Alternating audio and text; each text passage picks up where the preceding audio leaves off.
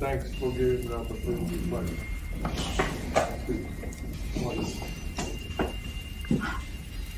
Appreciate you so much. Everything you've done, everything you've done. Appreciate it. Because they don't know. This is a tough business that they're in, you know what I'm saying? Iron sharper iron. You understand? Yeah, I understand. Dedication, hard work. Dedication, hard work.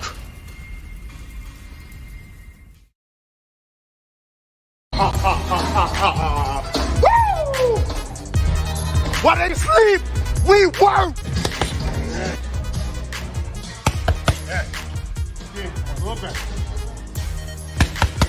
While they sleep, we work.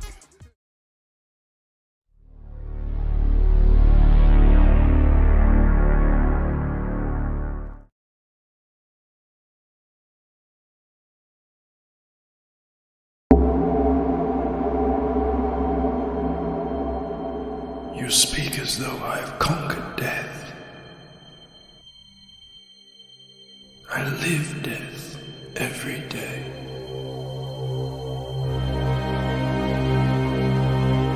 I am surrounded by it, smothered by it. Look at you now. He would have everlasting life. You seek to defy death,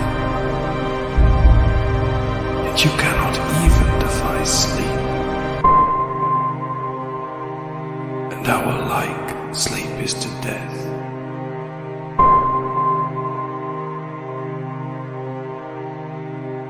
It is a painted death.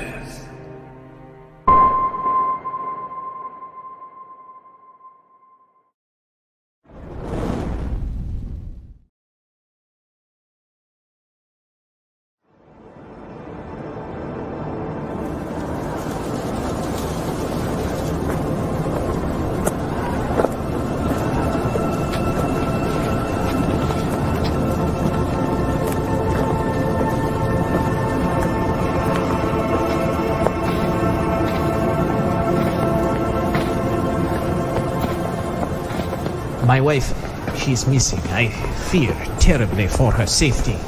Some women are just looking for a reason to go missing. She disappeared into the Aledar Desert, the heart of the Whispering Waste. As suicides go, it has an exotic appeal. I fear she has returned to my former mansion. If you would track her, find her, bring her home.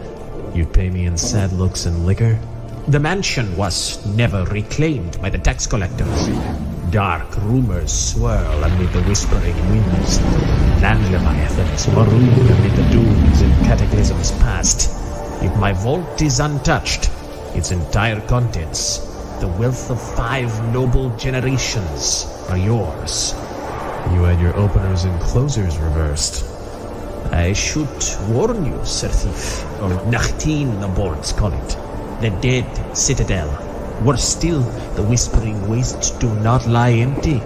Rumors swirl of a figure, stooped and shrouded in grey, face hidden, dragging a silver blade at his side, carving his way through the criminal element of 2 entire countries. None have divined its purpose, and it has only ever spoken one word, one most would not even recognize as a name.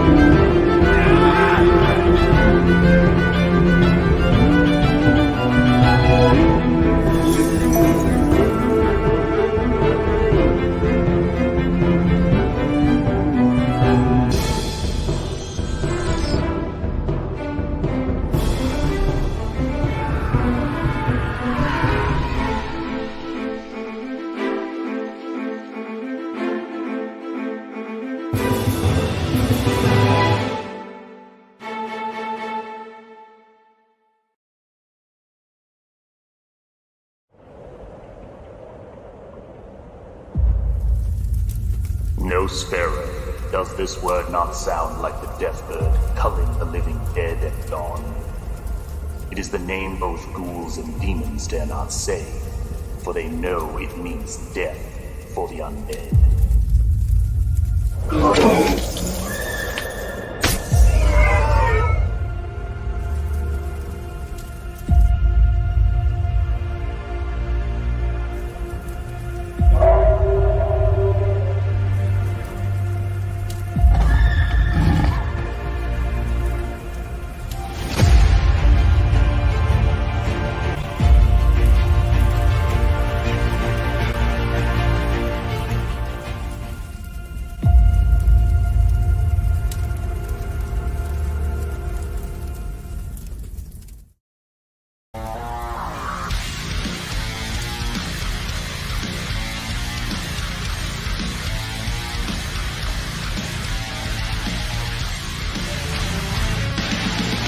Hard work, dedication, hard work, dedication.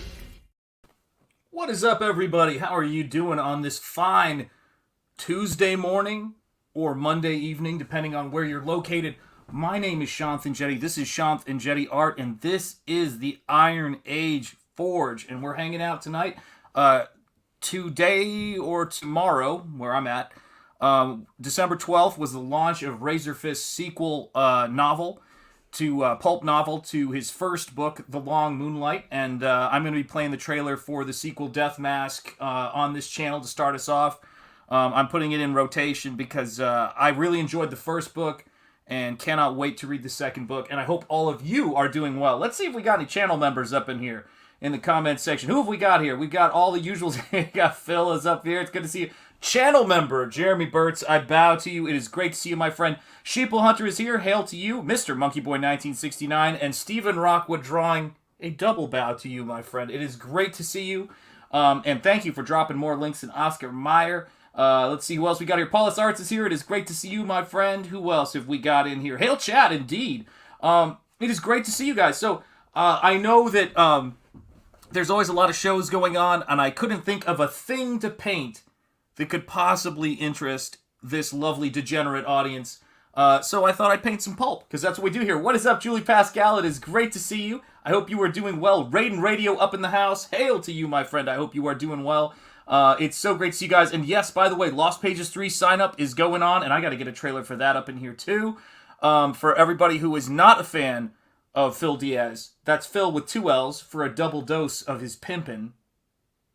I think that's how it works. I don't know. Maybe Phil said that. Maybe he didn't. But please do check that out. I love the Lost Pages. It's one of my favorite things.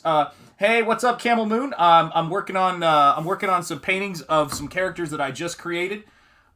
Just sent in the copyright paperwork. I'm really hoping everything turns out well with it. But we'll see. We'll see how it goes. You never know. Hello to you.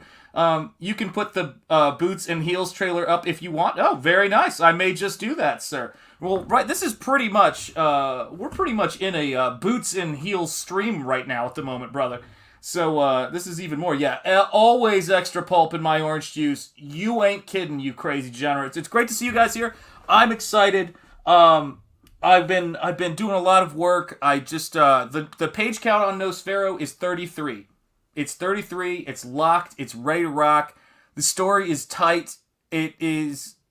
I'm so excited about the story, I can't even tell you. I've been coming up with new story elements that... How do I word this?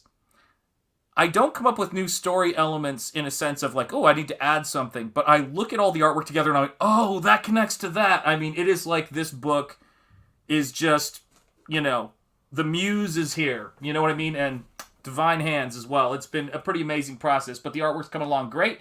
Yeah, man, I've been working like crazy. I painted all day on that, worked on that, doing some writing, and my attitude is, get your pulp on, and I said, I need to paint me some Boots and Heels, and I was watching some Shadow Pulps today. I was looking at some unboxing videos of various things that were inspiring me, certain sculpts of certain characters from Prime 1 Studios that Camel may or may not know about. I don't know. And I said to myself, I've got to do some inspirational, for myself, paintings of different CG things. Now, you guys have seen me do a painted sketch of Inglorious Rex. You've seen me do a painted sketch way back in the day of Black Flag, of Gorilla from Black Flag. And I've painted ARO, which now lives in Australia with Mr. Michael Bancroft. And so I always like to paint characters. Hell, I even found when I was going through my sketches from the early days of CG, you can find this on my Instagram, of Red Rooster. And that was the kind of cool thing. That was so fun. Is that boots and heels in the background? Like, what do you mean? Like, do you mean, is that boots and heels in the background sort of like kind of traveling through time with an exploding kind of planet and cascading waves coming out? I don't know. I don't think so. So, but yeah, so I was, you know, I've always am painting different people in CG's characters and things as a way of promoting them. And, obviously I'm not going to be painting boots and heels, or any of the characters that Camel creates, but I thought I would work on this instead. And we'll just see how it goes. But this, like with a lot of my paintings, one of the things that sort of happens is, particularly when I'm working on canvas, I'm a little bit more freeform, and I get to have, you know, a little bit more, you know, fun with it and loosen things up. And I really wanted to go dynamic because I've been looking at a lot of pulp art, and like I said, I want to sell this painting, and that's like part of the whole process. I'm like, oh, I want to sell this, but everything I sell or everything I paint, I want it to feel as though if you were to hang it up on your wall in your house, people would go, is that like some old kind of vintage cool pulp cover? Do you know what I mean?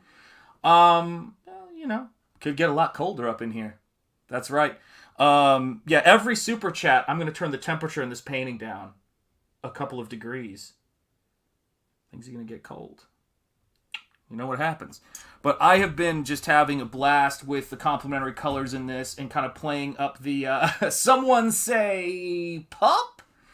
Yeah, that's right, brother. I did. You know I said pulp because I love this business. This is what we do. I love this business of making art and really showing you guys the process. Take a look at how much fun, and this is just the wash of, like, I eradicated both of these faces. I may change them even more, you never know, but it's compositionally it's starting to fit. But I'm just having so much fun with the blues and purples and just evolving this just ever so slightly here and there. And the same thing goes with these characters up here. As you guys know, these characters are from Godlike and Inglorious Rex. They're not from Boots and Heels, which is available now on Indiegogo. Boots and Heels. Don't put the link in the chat to Boots and Heels, anybody. Do not put the link to Boots and Heels in the chat, and do not anybody in this chat going back Boots and Heels, because I have no interest in it.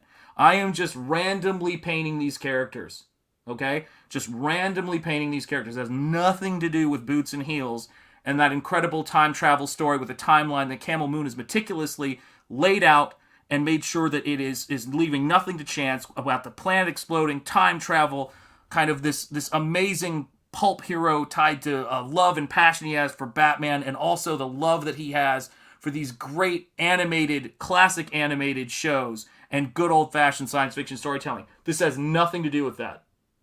Okay? Not a thing. And it's important that we state that. It's important that we state that.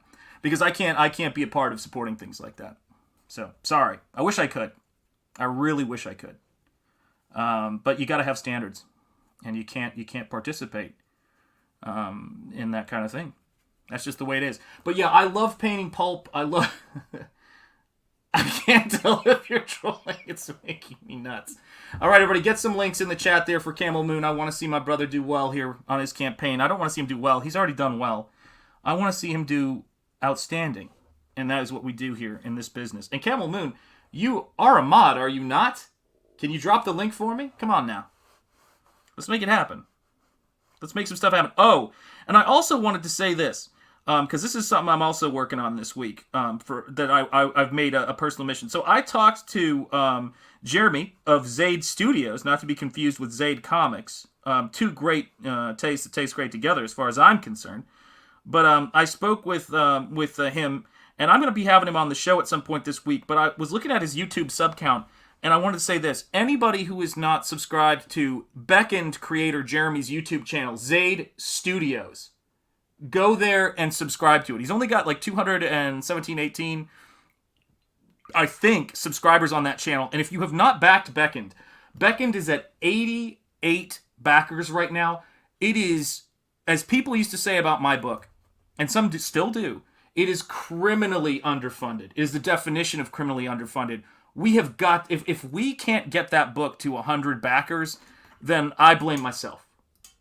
So I want to see us get that to 100 backers. It's at 88 right now. Can we get it to 100? Can we get it to 100?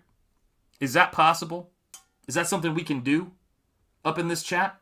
But yeah, Camel, I've been, like whenever I'm painting on things, and whenever I'm thinking about different projects and stuff like that, or different Comicsgate creators, I just can't paint people's characters in the sense of, without thinking about it a little bit first and thinking about what my angle is on it. And once I kind of start to put together, I think I know what the answer for this is, or I've got a picture in my head, if that makes sense. I just start sketching and trying to come up with things. So if you've been watching the process of this, and you can go back and watch it, don't do it right now because I'm live streaming. I mean, what the hell? I completely eradicated and reworked this face because it was too small and it didn't have the energy. Thank you, Paulus Arts. Much love. And Lloyd Burton, it's great to see you, brother. The purple is just pleasing to the visual fest for Pulp art form. Lloyd, I know you know, brother. It is terrific to see you, my friend. I am so glad to see you here. Puts a big smile on my face. And yes, guys, anybody who has not subbed to Jeremy at Zade Studios, not to be confused with my brother Phil at Zade Comics, please do. It's Z-A-D-E for Zade Studios and Z-A-I-D, Diaz backwards, for Zade Comics. Those are the two things, not to be confused. And the underfunded and undersubbed YouTube channel, he does a lot of his process work, and he's does amazing detail work. It's really great stuff. But that's the gist of what he does. So if you like watching people make artwork, you will enjoy that channel for sure. And of course, I gotta say, most of my Comicsgate peeps are doing artwork on stream now, and that's the fun part of it. So now I've got to make sure I get her figured out in terms of, because I'm gonna have one of her legs probably melting into the into this mist right here, and then I don't know what her shoes look like, so I'm gonna have to just sort that, to burn that bridge when we get to it. But we'll see how it goes. We have got 12 people in here. Please hit the like and please subscribe. We've got Jim Cox in here. Zade Studios. There you go. You've got it, brother. And it's great to see you, Jim. Hey Jim Cox. Howdy Jeremy Burtz and Jeremy Burtz and the rest of you. And we say howdy to you, Jim Cox. It's great to see you, my friend. I mean, guys, we are, as I mentioned earlier, I'm going to be playing the trailer before my show to RAZÖRFIST's Death Mask, which was released today. It's available on Amazon, and it's available at the link below if you want to get it. Go to his website and then go off of that website to the website where it's being, I forget his publisher's name, but you guys probably know it. But I want to make sure people check that out because I really enjoyed the first book. I got the audiobook, and I'm probably going to buy the audiobook once it's released for his sequel book. But this right here is The Long Moonlight. This is RAZÖRFIST's book. It's a hardcover. He does the illustrations, I believe, in this, if I'm not mistaken. Maybe I think he does the illustrations. He did the animation for the trailer, I think, and just loves the pulp. It's really a fun read. It's kind of like sword and sorcery noir. It's really cool. And he probably describes it better than me because, he's pretty good at that elocution thing from what I understand. But it's great to see you guys. Heels wears heels. Yeah. Camel, I have I can't show any of the reference that I'm using for this. Isn't that wonderful? But I've got some reference of a model from the wonderful site PoSpace, not for kids. Let me be super clear about that, guys. But they are a website. They have their warnings on it, so you needn't panic. But do not go there if you're not whatever. But it's a nude model 360-degree reference site. It is fantastic. It's for reference for illustrators. It's great. And I've got a model actually wearing heels that is got her leg in the perspective I need, which is great. I can't overstate how important that is to learn how to do this stuff and get your reference down because it's you can't shoes when done well can be awesome. What is up, SDA? It is great to see you. I salute you, sir. And Mr. Monkey Boy is saying, yeah, cover those eyes. I'm telling you what. There are worse things, I have to be honest, to see in the world. But again, only if you are the right age and it's age appropriate. I got a lot of people going there who have become art lovers suddenly, which is a bit scary. But you know, Mercury flying shoes. That's right. Mercury flying shoes. You've got it, man. That is what it's all about, Lloyd. Lloyd, how have you been? How have things been going? It is great to see you in the chat, brother. But yeah, so I've been working on a lot of different stuff.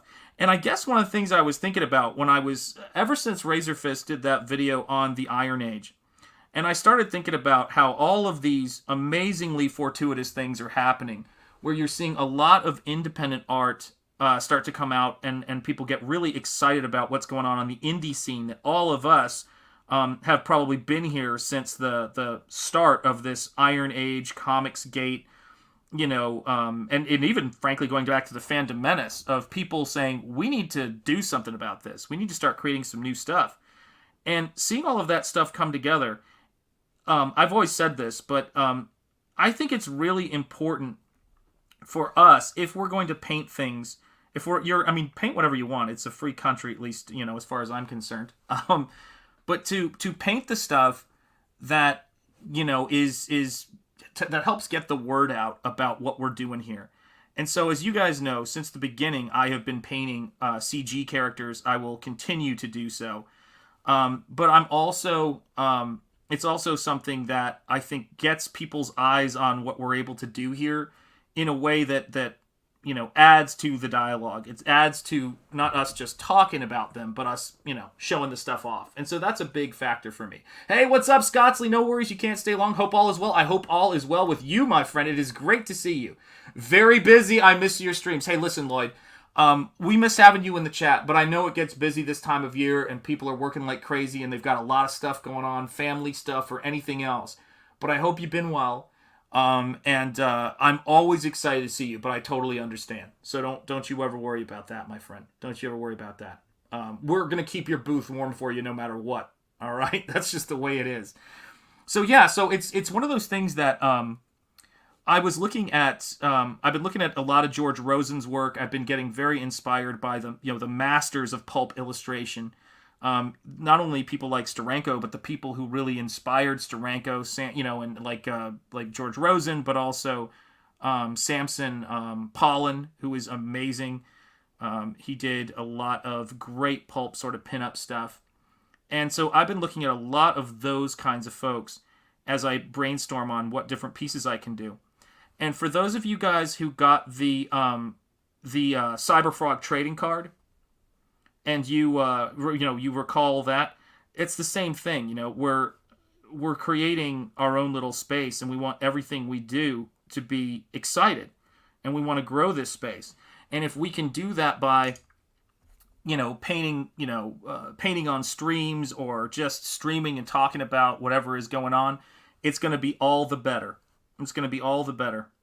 And I'm committed to making, you know, showing stuff that is Iron Age and stuff that's indie on this channel, when I'm not showing and working on Nosfero, which is the page count, as I mentioned earlier at the top of the stream. The page count is locked. All the boards for the upcoming pages have been cut, and they're right over there. And so then it's just a question of filling in those blank pages with the artwork that I've already laid out and designed. So it's going to be awesome. It is going to be so good, guys. It is. There's this thing about that you hear people talk about, and I tell you, I do not take it for granted, where you just feel like you're being you're being visited by the muse, and as you paint something that you think looks neat, and then as you see all the pages together, you go, oh my gosh, that totally ties that story element in together, and that's that, and it just comes together like a mosaic. And I love that aspect of it. I absolutely love that aspect of it. And so that's been, it's been so rewarding, and I'm at a loss for words. And I'm so grateful to you guys. You know, I'm so grateful, and that's why when people become channel members, that's why I put your names in the at the end of the show and the credits, because I saw that done on a channel that I watch sometimes called Echo Base Network. And those guys are just mega Star Wars fans, really nice guys.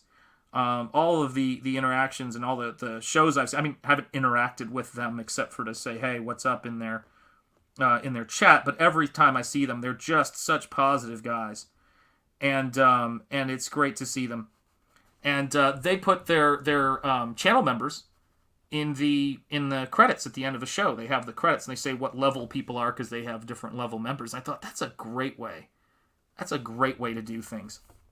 And so, yeah, working on this, I described the Muse as a symbiote. Or is it symbiote or symbiote? When I was a kid, I used to call it that, but I think it's a symbiote. It works with you and also takes your commands. Yes, exactly. It's the Force, essentially. Partially, but it also obeys your commands. Yeah. Well, how fun is it, right, when you're doing an art contest, and I should mention, Camel Moon is doing an art contest that is another great opportunity. Every single time somebody does an art contest, remember this, guys, it is an opportunity for us to showcase our talents. And we have got people who aren't even doing, books, who are artists in this space, who do some dynamite artwork. And every time I see a picture or a piece, someone doing a Nosfero painting or illustration or something like that, it is so inspiring for this work because we don't have these institutions behind us. We just have a lot of people who should be institutionalized here, like myself. And let me just say this, Shitbird Militia, channel member, welcome to the stream. It's always great to see you channel members pop in here. Jay Lee, good evening to you, my friend. Good evening, as we say, right, Jay Lee? Are you a fan of Rick Melton? Hang on a second. I don't know if I know Rick Melton. One sec. I probably will be. I'm probably about to be. Images. I wasn't before this moment, but I am now. How's that sound? Lloyd for the win. I'm down. Yeah, there is, look, Lloyd, you know me, man. You know what I like. I feel like Lloyd and I would be at a steak place, and Lloyd would be like, I know what he wants. Dude, let me order. I know what you'd love. That's what it is, man. Dude, that's awesome stuff. That's some good eating right there. That's some beautiful painting. There's a lot of hidden talent here just waiting to come forward. You're absolutely right. Yes, indeed. Hail, hail. And there you go. Indiegogo Projects, The Steins, Rise of the Vampires, coming soon. Sign up for that email list, people. That's my boy right there, Jay Lee. Make it happen for James Lee. Yeah, hail, Jeremy. Yeah, sounds wonderful, Lloyd. You know what I'm talking about. That's right, guys. That's what we do here. Have new amazing arts for the Steins. See? Guys, and I think I was talking, because you've done some work with my brother Gabe, right? If I'm not mistaken. We were talking about it, man. It's like, this takes me back to the old days of what I loved about comics. Do you remember, like, you'd go to a convention, and this is before it was like, and I'm not trying to, pick low-hanging fruit here, but it was before it was all, like, Hollywood entertainment industry. When it was in the basement of, like, a Hyatt or a Hilton or something like that for me in Atlanta, Georgia. And you'd go there, and you'd be waiting in line with these, and there'd be all these fold-out tables with comic book long boxes in them, and maybe you'd see that comic book, like, for me it was Hulk 340 that I wanted to buy a copy of without the UPC symbol on it, but with the Spider-Man face. And I was there to get my comic signed by Todd McFarlane. And it just was this community where, the real word of community, where you felt like you could show up and just talk to somebody because you all loved comics. And there are these, God, I wish I knew where it was. Let me see. Oh, shoot, I wish I could get to. Oh, you know what? There it is. Hang on a second, guys. Hang on a second. I'll be right back. I'm not going to mute, but I'll stop the camera. Hang on. Oh, looks like the connection's struggling a little, too. I wonder what that's about. Where is it? Just saw it right here. Hang on. All right. Woo! Here we go. We will see what we can do here. Let's see here. Let's start the camera. Can you guys see me? Let me show you what I'm talking about. Let me show you. All right?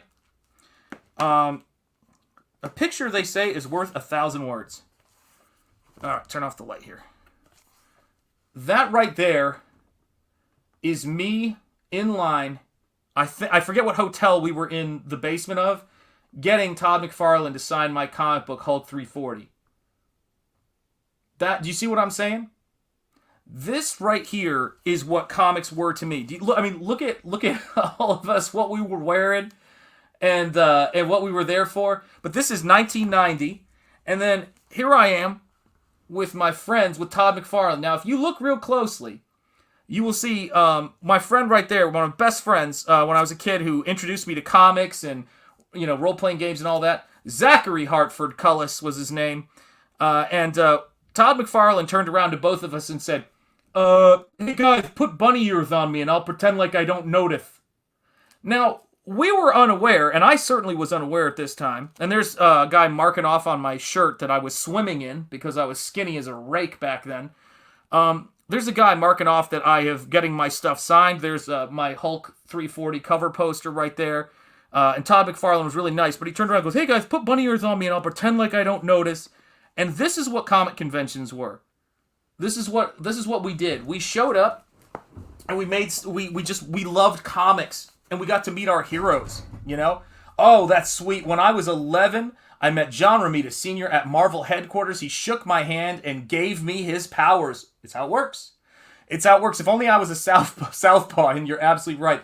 Yeah, Gabe is full-on working with me on Steins. I also have Joe Sontag. Oh, excellent. Peter Gilmore, amazing legend. Shelby Robertson, another legend, especially when it comes to being a good dude. And Dan the Man. Grosse Point Dank Lawless. Gotta love him. Yeah, man, that's the fun part of this stuff. Lucky Dog, that's right. I got MacGyver's autograph. Dude, that's not bad. That's awesome. I was obsessed with MacGyver. I still have that theme song in my head, Dun, dun, dun, dun, dun. Dun, dun, dun. But here's the funny thing. This is the funny thing about it. You really got the sense when you were at those conventions in the early days that in those long boxes was just amazing stories printed on cheap paper, stacked a couple hundred deep. And then there were just these people who loved to draw these silly, amazing things that we all loved. And that is why we were there. Well, that's what we're doing here. That's what we're doing here in CG.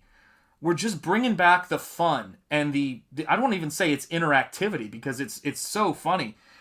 It's like it's just basic conversational human with people who share a passion for a hobby and want to buy cool stuff from creators that don't hate them. That it's got to be the lowest bar in history in some ways. Just understand conversational human and don't treat people like utter garbage, It's like that's the bar. And I think that's what we're able to do here. But that's what it has always been.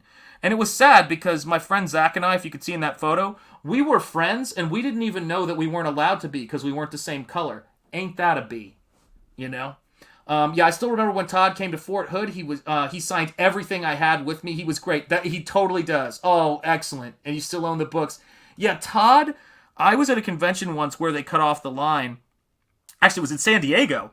They cut off the line, and all of us were kind of standing around kind of shocked because we didn't make it in the line. And Todd goes, what are all these people doing standing out there? And they go, well, these guys didn't make the line. He's like, open the line. They get their stuff autographed if they're here to see me.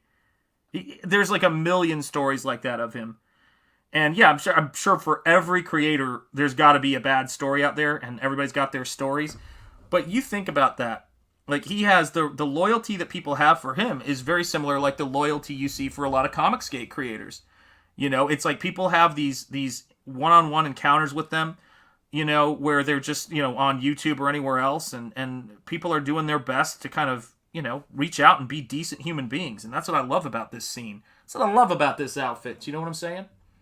Let's see here. Oh, yeah, still own the books. Yeah, thumbs up, SDA. Amen. And today I was able to get a holy grail of art that I still can't believe I own now. Don't leave me hanging, man. Don't leave me in suspense. What are we talking about here? He's a writer, so he's comfortable with that. He builds suspense. That is what he does. That's that Hitchcock, man. And don't interpret that wrong. Okay, Hitchcock was the name of a director for any young people here who were confused what I was saying. Oh my God. But yeah, I love art so much, man, and I love seeing artists work. And I think that it's funny when Lloyd Burton suggested I go look at an artist, there is nothing that I enjoy more than artist suggestions from people who know the sensibility and know what like Pulp is about. And I've got another artist that I'm going to enjoy. And I'm going to be devouring and trying to figure out all of that work and what I don't know about it and everything like that. And so, yeah, when I'm working on something like Boots and Heels, no, it wasn't. I hope not. I have that's right. I have signed the papers and paid for it, so I own Rob Liefeld's original penciled cover for Hawkman 10. Boom! Oh my gosh. SD, I'm not putting that up on screen, but it is hilarious. But yeah, man, that is, wow. Dang. Yeah, that thing will pay for itself. Like at some point, like, yeah, it is extraordinary how much, guys, original artwork, as more and more people stop doing traditional artwork, you are seeing a major boom in the value of traditional work. It is really hard to get your hands on. And I know some people, it was, I can't believe I'm blanking on the name. That is embarrassing. Who was it who ended up, because I fell asleep, so I missed it, but ended up with that sketch I did of The Shadow and Doc Savage, and I cannot believe I'm blanking. Andrew Wilson, I met Mark Waid in 2000 at the Columbus Comic-Con. I talked with Mark Nodell for 10 to 15 minutes, and his wife. Did you know he created the Pillsbury Doughboy besides Alan Scott Green Lantern? Holy cow, man. That's a pretty good resume, if I do say so. That's pretty amazing. Who won it? Because everybody's got a different name on Twitter. But it was our oh gosh, where is it? Bretsky the Great in the chat. That's right. You guys know Bretsky the Great. But yeah, congratulations, Bretsky the Great. I'm glad you got it. I know you'll give it a great home. And looking forward to getting that off to you. But it's an amazing thing because you see these original works, these original paintings, and you know, it's like you can see the artist's, you know, process. You can see the artist's hand, no pun intended, in the work.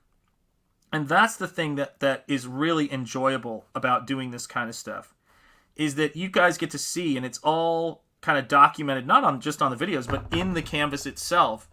You guys kind of get to see, when you own the original, the whole process of creating it. You can feel really the artist's, you know, work on there. Just like when you see, hand-carved wood or anything else like that, you know? I gotta make sure I don't tip the camera, because every time I get up, the camera sort of slides over. Let's see here. I got to meet Nodell. He's this person. Yeah, Wade is, what are you gonna do? Let's think about it this way. If it wasn't for Mark Waid, none of this would have been possible at all. Scary stuff. But I will say this, guys. When you meet people who create this stuff, that's why I think that it is important for people, and I think we've always been this way. Like, I always have a reverence for the creators and the comic creators who create stuff, you know, for me and have created stuff that's inspired me. It is not easy work. Nobody is becoming, you know, I shouldn't say nobody's becoming a millionaire, because people are becoming millionaires, but nobody is. If you were trying to make a sound, you know, life course to make millions of dollars, I think that comic book art and comic book creation is somewhere after crypto in terms of sensibility. But those of us who are passionate about it, and those of us who want to make our best work, and those of us who are committed to making money doing this, there's a passion there, and there is this interaction with the fan base and you guys that it's really the engine that makes it happen. And we've been saying for some time in our little neck of the woods that comics were great once. Pulp was great once. There was always this great stuff. And people were telling us, no. And they were able to basically erase and cover up all of the great stuff so that you thought the bad stuff was all there was. And you guys are, and what we're doing here are us fighting back against that stuff and saying, no, we make cool stuff. You need to talk to Joe. Yeah, we DM back and forth about my original artwork collection. I have Brett Booth and Michael Turner. Oh, that's awesome. Pretty much everyone from Extreme Studios and Shadowhawk pages. Oh, that is awesome. Awesome, Jay Lee. Yeah, Noyce from SDA. Agreed. Yeah, I love Joe. Joe's terrific, man. Joe, I I was watching a show once on Joe's channel, and it was the craziest thing. I mean, you want to talk about, fortuitous, things occurring. I was watching a show on Joe's channel, and Joe had on a bunch of different guests, and one of them works at a Boston comic book shop, or I should say a Salem, Massachusetts comic book shop. And it turns out that she had met my son and I when he was buying Pokemon cards, and she was the sweetest woman in the world. She was so kind to us. The Pokemon area was closed. She was about to go for lunch, and she opened it up so that my son could buy Pokemon cards, taught him how to go through them so he could get good ones. Super nice. And it was Kayla. And I have to tell you guys, it's a wonderful thing to see the people who are here. They really do comics proud. Sean, can you draw pecs and wrists? No lie in that... Sean, can you draw pecs and wrists? No lie in that felt perspective. Sean, keep up the passion and the correct way to illustrate. Thank you so much. Oh, Sean can draw. I got it. God, Sean can draw. Sean can't read. Sean can draw pecs and wrists. No lie in that felt. I got you. You crack me up, guys. Okay, do the Bostonian accent then. My Bostonian accent? Shoot, let me think if I can do it. Well, gosh, what are the classic ones? I'm not going to do Park the Car in Harvard Yard, because that's too easy to go, What's a good one? Shoot, what's a classic Boston movie I like? I mean, I know which one I like, but I'm trying to think of what the best thing is. Shoot, what's the best line from it? Oh, it sounds like a bunch of fucking bullshit. That's my favorite line from it. Jeremy Renner. Wait, what do you mean? What the fuck are you talking about? Love that stuff. You can't see, I can't do anything without the F word. Because that's all Boston is. All Boston is one, I love Boston, but it's one long string of F words. And a beautiful history of the birth of our nation at the same time. So we'll say that there's that as well. But man almighty. Yeah, I mean, to me, it's tough to get that different from Rhode Island, because I'm around the Rhode Island accent all the time, and that's the one I know the most, which is, I mean, it's close, but it's, if you're from here, you can tell the difference. There we go. Let's just try to move that in right there. And I guarantee you guys, I will probably rework a lot of this, because when I paint at an angle, it's sort of tough for me to see. But as I did with the faces, but this layout phase is really important, and this is the layout phase. I painted this incredibly detailed face because it's like the R&D thing for the character that's facing off against Claude Agent, and I was just sort of working sort of stuff out, and I went, oh, it's in the wrong place. His eyes are too high, and everything's wrong, and I just obliterated it. Oh, Good Will Hunting. How do you like them apples? No, that was The Town. The Town.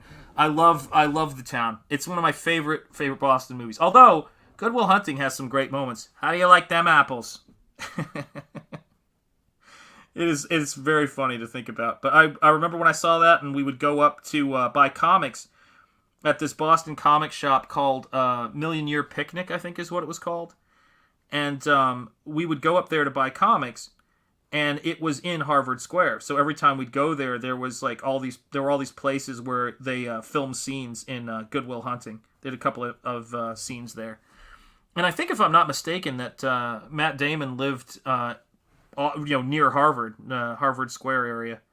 So yeah, so he lived there back before it was the super trendy place to be, which is hard to imagine. I'm sure it was always expensive, but it wasn't always as what's the word I'm looking for? Because I hate the term gentrified as a term. It just drives me nuts.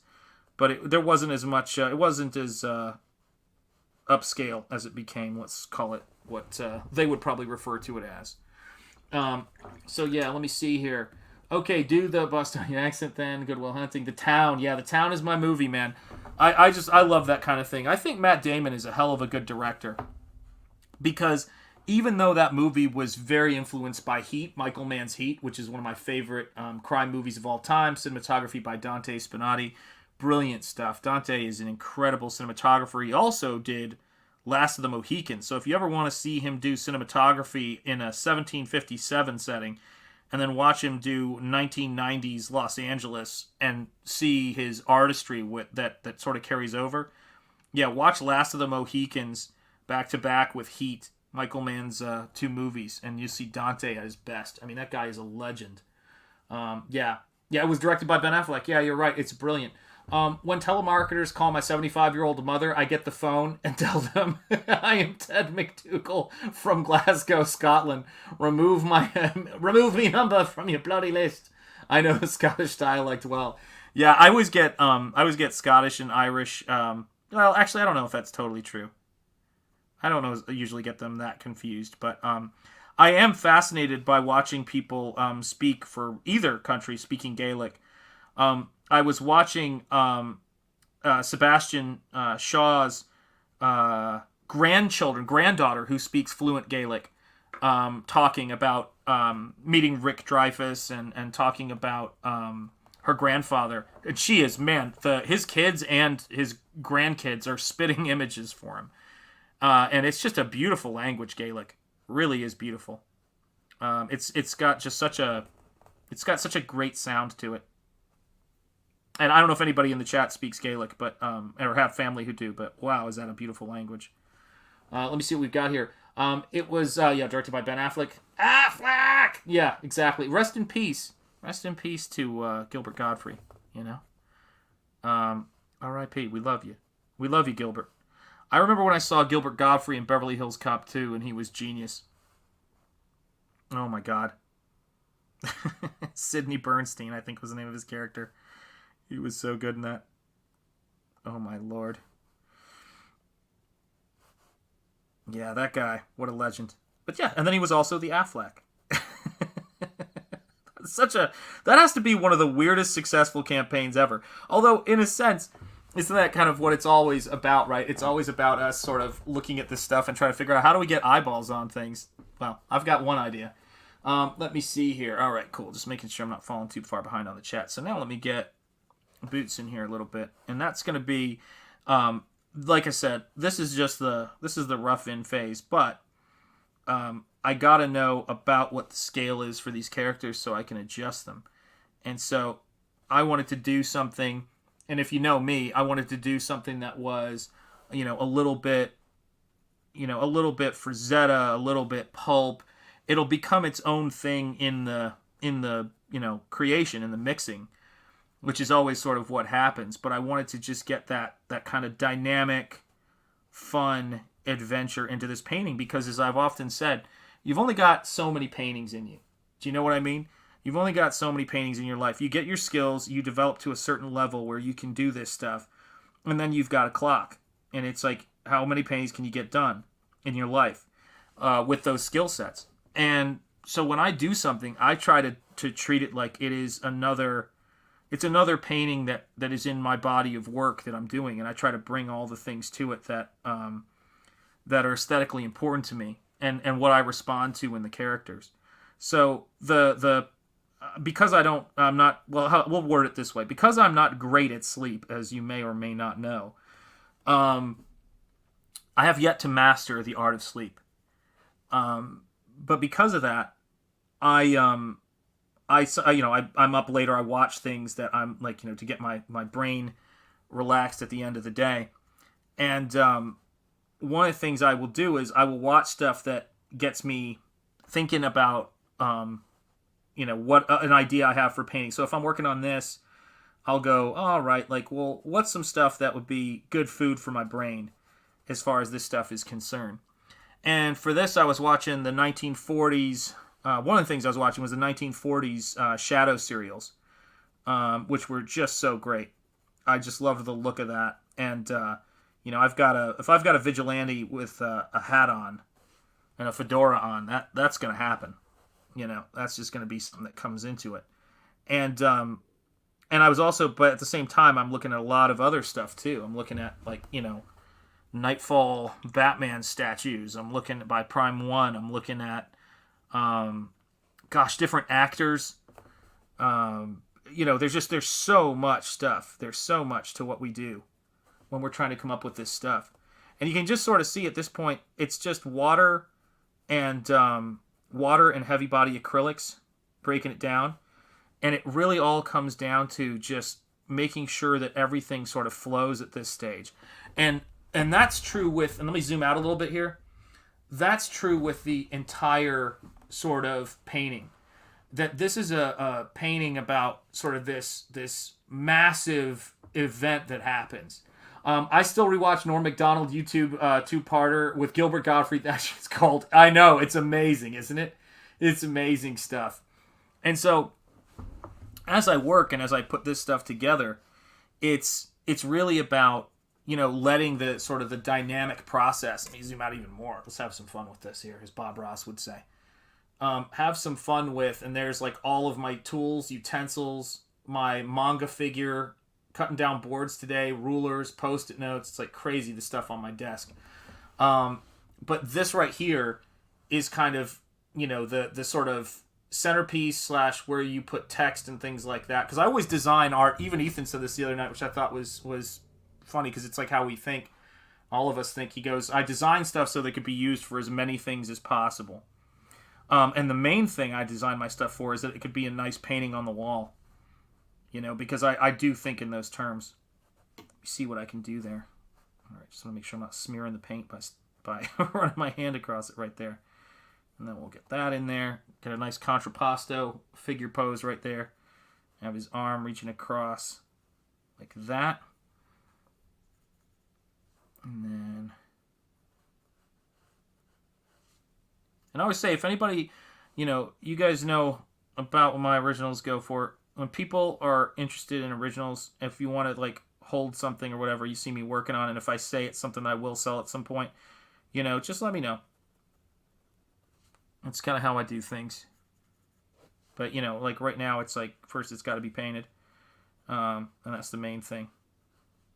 There we go. Have that hand right there. Let's decide what I'm doing with it after. Just going to move it across the figure right there. And I'm probably going to move those lats a little bit, but we'll see where it goes. Lats. Moving that in there. I'll probably put in some value there just so I know what's happening. There we go. A little bit of that in there. That'll just help me to kind of have a little bit of an understanding of where the edges of certain things are going to be, which is part of what we do. It's just kind of thinking about, just the overall forms of it at first, and that's why everything I do when it starts out at this phase is so sketchy. There's so much sketching going on. I design all of my stuff to be puzzles. I believe you. I design all of my stuff to be toys and play sets one day. Hey, listen, whatever works, man. That's what we do. I've been told to turn my phone off so people can sleep. Good night, everyone. Oh, all right, Julie. Take care. Get some sleep. And always, let some people get some sleep sometimes. And you get some sleep, too, because you deserve it, Julie. It's great seeing you here. Thank you so much. I love seeing you in the chat, Julie. So, mutual respect.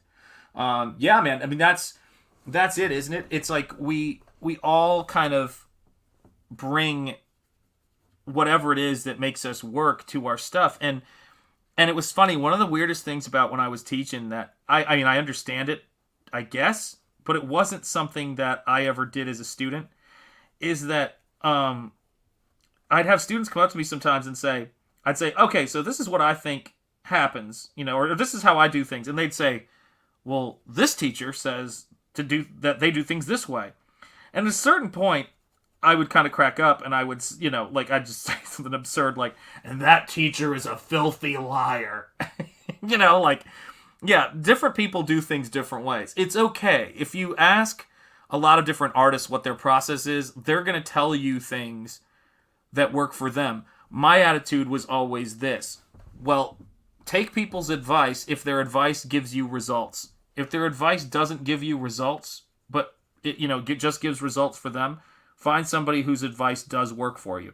But everybody approaches stuff in a slightly different way. It's a great part of the process. Some people like to iron out the script. Some people, when they're filmmakers is what's coming to my mind right now. But Alfred Hitchcock he understood the camera so well. He would say, put the camera over there, put this lens on it, frame it this way, and he never actually looked behind the camera. There was one time when he realized that a cinematographer was not doing what he said, and they thought they could get away with it, and he absolutely chewed him out. It was hilarious, man. It was hilarious. Stephen Rockwood for the win. I design all of my stuff to be amazing, and that's why it is, brother. That's why it is. Good night, Julie. That's right. Stephen Rockwood goes, puzzles. Is that a puzzle? Is that a puzzle, Michael? Let me know. Let me know. But yeah, I think that it can't be overstated how much what we do and how much what Comicsgate does, what the Iron Age does, is about that primal act of creating and making things. And I think the best advertisement for what we're doing is showing people us making stuff. That it's not just it's not about politics, right? Like that's not what the core feature of it, because there are people who are political who are not buying comics and illustrating comics. And frankly, that was kind of always, the other folks' line, which is all art has to be political. I guess politics will do if you can't do something that's beautiful or interesting. But that's what our stuff is about. Our stuff is about entertaining the audience. And our stuff is about, values that are important to us and values that we gained from our comics and things that we read that inspired us and improved our lives. And it's not rocket science. Let's see here. My advice comes in 2 steps. A, be great. 2, don't suck. Oh, that's absolutely, you joke, but I've always said that was one of my favorite things I ever heard. Funny enough, from Matt Damon. He said the Farrelly brothers, who are from Rhode Island, gave him the best notes ever when he was doing a movie with them called Stuck on You, a movie that I don't know if one would view it as particularly politically correct or woke in this day and age. I guess it was Peter Farrelly walked all the way from the Video Village all the way through all these hallways for the set, because he goes, I'm coming in, I got to talk to, I got to come in. And they were like, oh, well, what's your notes going to be? And he walked up to Matt Damon and Greg Kinnear, and he was like chewing gum, and he's like, yeah. And he goes, suck less. And Matt goes, that was some of the best notes that he'd ever gotten. He said it was absolutely hilarious. And I said, yeah, that's a pretty good thing. Suck less. That's a good bit of advice. Let me see here.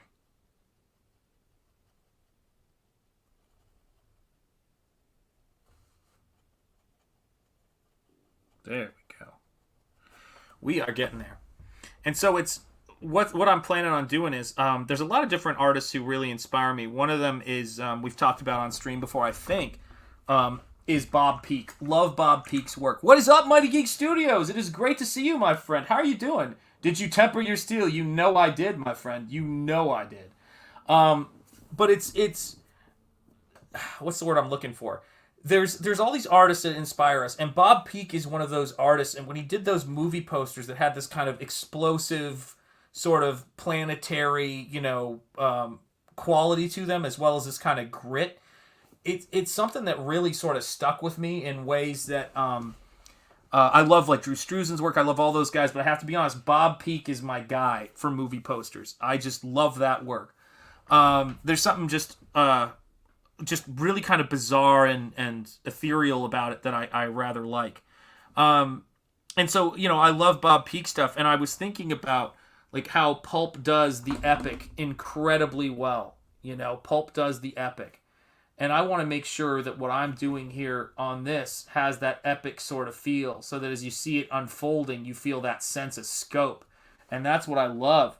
I'm glad to hear you are doing well, my friend. I'm glad to hear you are doing well. And of course, we've got visitors always. We've always got visitors here, but we can take them down. They can't beat us. We're quick. That's how it is. We're quick on the draw. But it's for me, if you can create that sense of scope, that's everything. That is everything. And so I'm always looking for this stuff that is going to kind of inspire me. And I know I've got a task, ahead of me with this kind of stuff in terms of characters, costumes and things like that and what they wear. but I like the idea of these characters. Like, for example, and this is sort of like the fun thing about it. When I'm looking at Boots and Heels, right? Like, the things that jump out at me are things like, yeah, exactly. I should give the porn about a wrench and see what they do. The things that stand out there for me is like how, with the black and white, masks and how they're opposite and things like that. I always think of, gosh, what was it? Was it Let This Be Their Last Battlefield? What's the name of the Star Trek episode? I feel like Anna would know. But I can't get Anna to ever be in the chat unless I say Henry Cavill 3 times. Then Anna can appear in the chat. But this is the thing about it, right? Is that Let This Be Your Last Battlefield? Is that what it was called? Have you ever thought of writing a Phantom or a Shadow story? If I ever think about writing stories, it's going to be on stuff I create, for sure. But I've thought of writing Phantom and Shadow-esque stories for sure. Without a doubt. Sheeple Hunter, do you like Art Deco? Oh my god, I do. Yes. Art Deco sculptures, architecture, furniture, etc., etc. Yes. There is a beautiful Art Deco hotel. I've never been to it, but I think it's called Park View, and it's in Singapore, believe it or not. In fact, maybe Yanzi might know about it because it's fairly famous.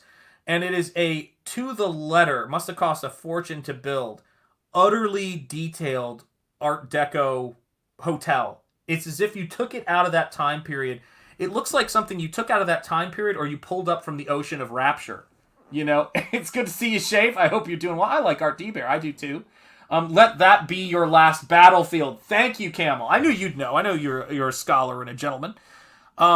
Great episode. I showed that to my kids. It's like you are derelict in your duty as a parent if you don't show your kids at the right age Twilight Zone and the original Star Trek series. And I'm proud to say that our kids actually beat us in original series Star Trek trivia, which blows my mind, but God bless them. Hang on a second. I want to check something real quick here. File, find.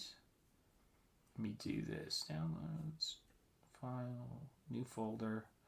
I'm going to do this because I'm periodically I say, having some stuff run a little slower than I want it to, and I'm just going to drag a bunch of stuff off the desktop because it's ticking me off. So let me see here. Everything that's not reference for this piece, and we'll see how that goes. Hopefully that'll calm things down a little bit, because I do sometimes push things to the max here with my storage on my computer and my desktop. So apologies for that. Let's see here. Yeah, Let That Be Your Last Battlefield. It's great. That is not Anna. That's the other girl, aka Super Simp. Anna, that's the other girl, aka Super Simp. Oh, you mean of Henry Cavill? Yeah, I was trying to think of if you were making a reference to her changing her name to that Star Trek girl. But yeah, that is a great episode, and that's TV, guys. Listen, I love Twilight Zone. I have all the Blu-rays there because I buy hard copies of things before they change them and edit them out for our protection, dare I say. I like to keep things as hard copies, and that show and the original Star Trek are just a civics lesson. They're fantastic. I gotta tell you, Lloyd Burton, if you're catching this later, or if you're hanging out in the back, in the background there, just doing what you do, Rick Melton, man, that is some beautiful stuff. I did not realize he did some Twins of Evil paintings and all sorts of great stuff, classic stuff. That is some beautiful stuff. Holy cow. Really fun. Yeah, I love seeing stuff like that. Thank you guys for always sharing cool stuff. Cool art. I always like to check it out. Let me see here. Anna and Super Simco. Gotcha. Bruce Banner and the Hulk. That's right. It's like Bruce Banner and the Hulk. I gotcha. But yeah, I mean, that's the thing for me. So my question always becomes, interestingly enough, speaking of planetary stuff, my question always becomes, how can we make the stuff that people are going to see and go, whoa, that's so cool. Where'd that come from? What is that? I want to check it out. I mean, ultimately job one for a cover is to get somebody to ask the question, what is that? I need to check that out. Like, what is it that person is working on? And, like, what is it what that book is? And in case you're wondering, this is a painting I'm doing. My name is Shanthan Jetty. This is Shanthan Jetty Art. I'm the artist, writer and creator of Nosfero the Crypt Walker. I'm not the letterer. That is going to be the great Eric Weathers. And I am painting a comic book that is available on Indiegogo called Boots and Heels by the tremendous Camel Moon. And some know him as Jean-Paul Valley. But he is... and his book, Boots and Heels, the link is in the description. Go check it out. Go back it once, back it twice, back it often. And for all of you guys, I said this earlier, who are not subscribed to Jeremy of Zaid Studios, not to be confused with Zaid Comics, we need to get his sub count up on his YouTube channel, and I want to see if we can move his comic book to 100. It is at 88 backers, criminally underfunded for the work that he is putting into it. It's beautiful looking stuff, and if you're saying to yourself, "Hey, I'd like to see some, back some craftsmanship. I'd like to help move this campaign forward." The link is in the description. I'm going to be playing the trailer, and I'm going to be having him on this channel at some point this week. So please do check it out. Let me see here. You have to watch The Outer Limits and Thriller with Boris. Oh, that sounds awesome. With Boris Karloff. Yes, I would absolutely love to check that out. We have to visit the Night Gallery. That is right. Oh, man. Dude, yeah, I haven't watched Outer Limits in ages, man. I haven't watched Outer Limits in ages. Yeah, that stuff is sick. Boris Karloff, what a legend, man. What a legend. I mean, everything from, How the Grinch Stole Christmas on, back or forward. Actually, I think that was the last thing he did, but everything back in his career left such a incredible legacy in cinema. Just his great face, his great acting. I actually really liked him in, what was it called? House of Frankenstein. I thought he was fantastic in House of Frankenstein, if I'm not mistaken. Just really cool stuff. And I think that's the right one. It's not House of Dracula, is it? No, I think it's House of Frankenstein. But he was fantastic in that. Fantastic in that flick. What a great actor. I mean, he's great in The Black Cat. He's great in Walking Dead. He's great in everything. But what a legend. Let's see here. Yeah, Boris Karloff has a voice that is chilling. It does. And a lot of people didn't get this, but in Night at the Museum, Hank Azaria, and Hank, don't you stop apologizing for voicing a poo. You're embarrassing yourself, and you're insulting me as a half Indian. Half of me is insulted. Stop it. But Hank Azaria, when he was in the second Night at the Museum movie, when he was doing the Egyptian character, he was doing an imitation of Boris Karloff. And in The Mummy, and it's fantastic. And I remember looking at his face structure and saying, somebody get Hank Azaria in some Frankenstein or Mummy makeup. Let's see what we could do with that cat. Make it happen. Make it happen, Hank. But yeah, you got amazing talent. Don't apologize for having amazing talent just because idiots tell you, just because idiots resent you for it. It's stupid, period. I always thought that was stupid. And when anyone ever was like, "Oh, I just can't do," it's like, fucking chill. You must chill. There we go. I'm gonna just adjust a few things, and then what I want to do with the back leg there is I want to make sure that I get it to sort of, once it's at the point where I'm dealing with all this stuff, I want to get it to sort of like fade off into the distance. That leg is gonna be. I always got to move this stuff. That leg is going to be too small. There we go. It's the radiators going. We're in New England. It's 20-something degrees out, just so everybody knows. Up here in wonderful New England. And home of the Boston accent, as we said. Let's bring that out a little bit more. Yeah, I think I made that a little too small when I was doing that, so I'm going to move that. Probably going to end up adjusting that a little bit more, but I want to make sure at least compositionally it's where it's supposed to be. There we go. Just keep it loose. There we are. All right, so now let me take a look at these guys' masks, and we'll see what we come up to. And it's great to see all of you guys. Sark, how are you doing? Great to have you in the chat, my friend. Hail to you and hail chat. Yes, indeed. I love seeing it. We are painting some boots and heels. As a wind down from painting Nosfero today, and doing stuff like getting the credits and getting some trailers in there. And guys, if you're coming in here late, Laugh out loud. 20. Yeah, Stephen Rockwood is like 20 degrees is nothing here. Stephen Rockwood's commuting in a dog sled. That's what he does. Hail Sark. Boris Karloff would be my first choice to voice Nosfero in an animated movie if he was still alive. Oh, well, you know, with deepfake voice, it could be something. Jeremy Burt's 34 here. It is great to hear that we're all staying warm. Only 3K away from 30K. Can we hit it tonight? That's a lot, Camel. That is a lot of pressure to put on. Are you streaming tonight, Camel? Or do you have a show tonight? I don't even know if you have a show tonight, Camel.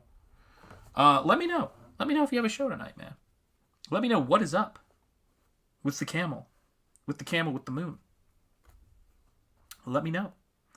What do you call it? But yeah, I think we could get 3,000 in here tonight. Yeah, let's do it. Let's make it happen. Let's blast that out on the social medias. That's what I'm all about. Make it happen. There we go. There we go. All right. Because at the end of the day, these guys are all going to have to be in somewhat silhouette. They're going to be more of a middle value because these guys are going to be my lead silhouette. Game show tomorrow night. Well, if you're up for it, man, let me send you the link. I'll send you the link. You don't have to come in here, but whatever. No pressure.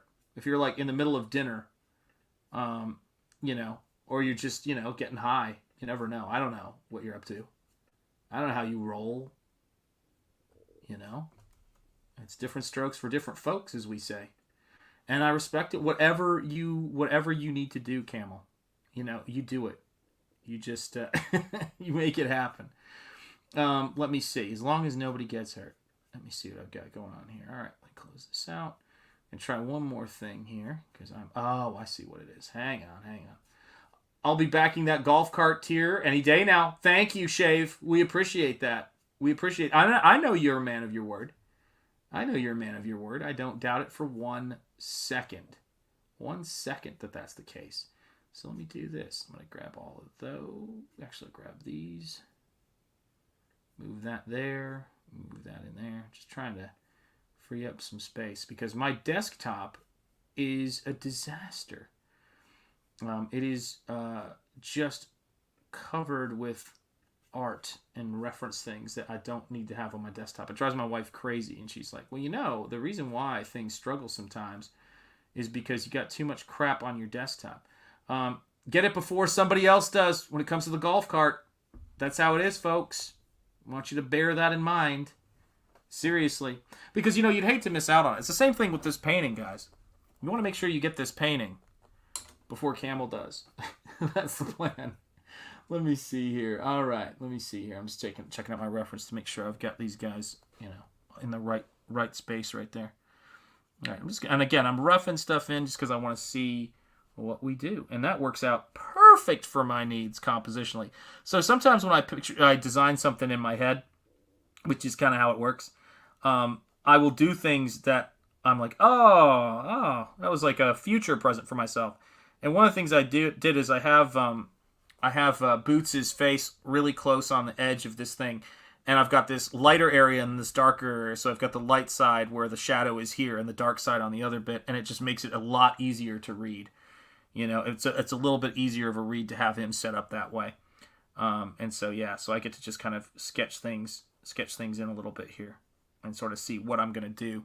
And again, a lot of this stuff, it's just notation. Like, it's not to say that this is exactly how his face is going to be positioned when I do this, when it goes to final, because I just want to have fun.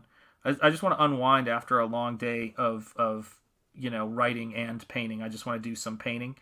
And this stuff is, the fun thing about this stuff is it's very much skill based, and it's not too conceptual based. Like, I'm not having to write the whole narrative. I'm just kind of riffing off of what somebody else is doing.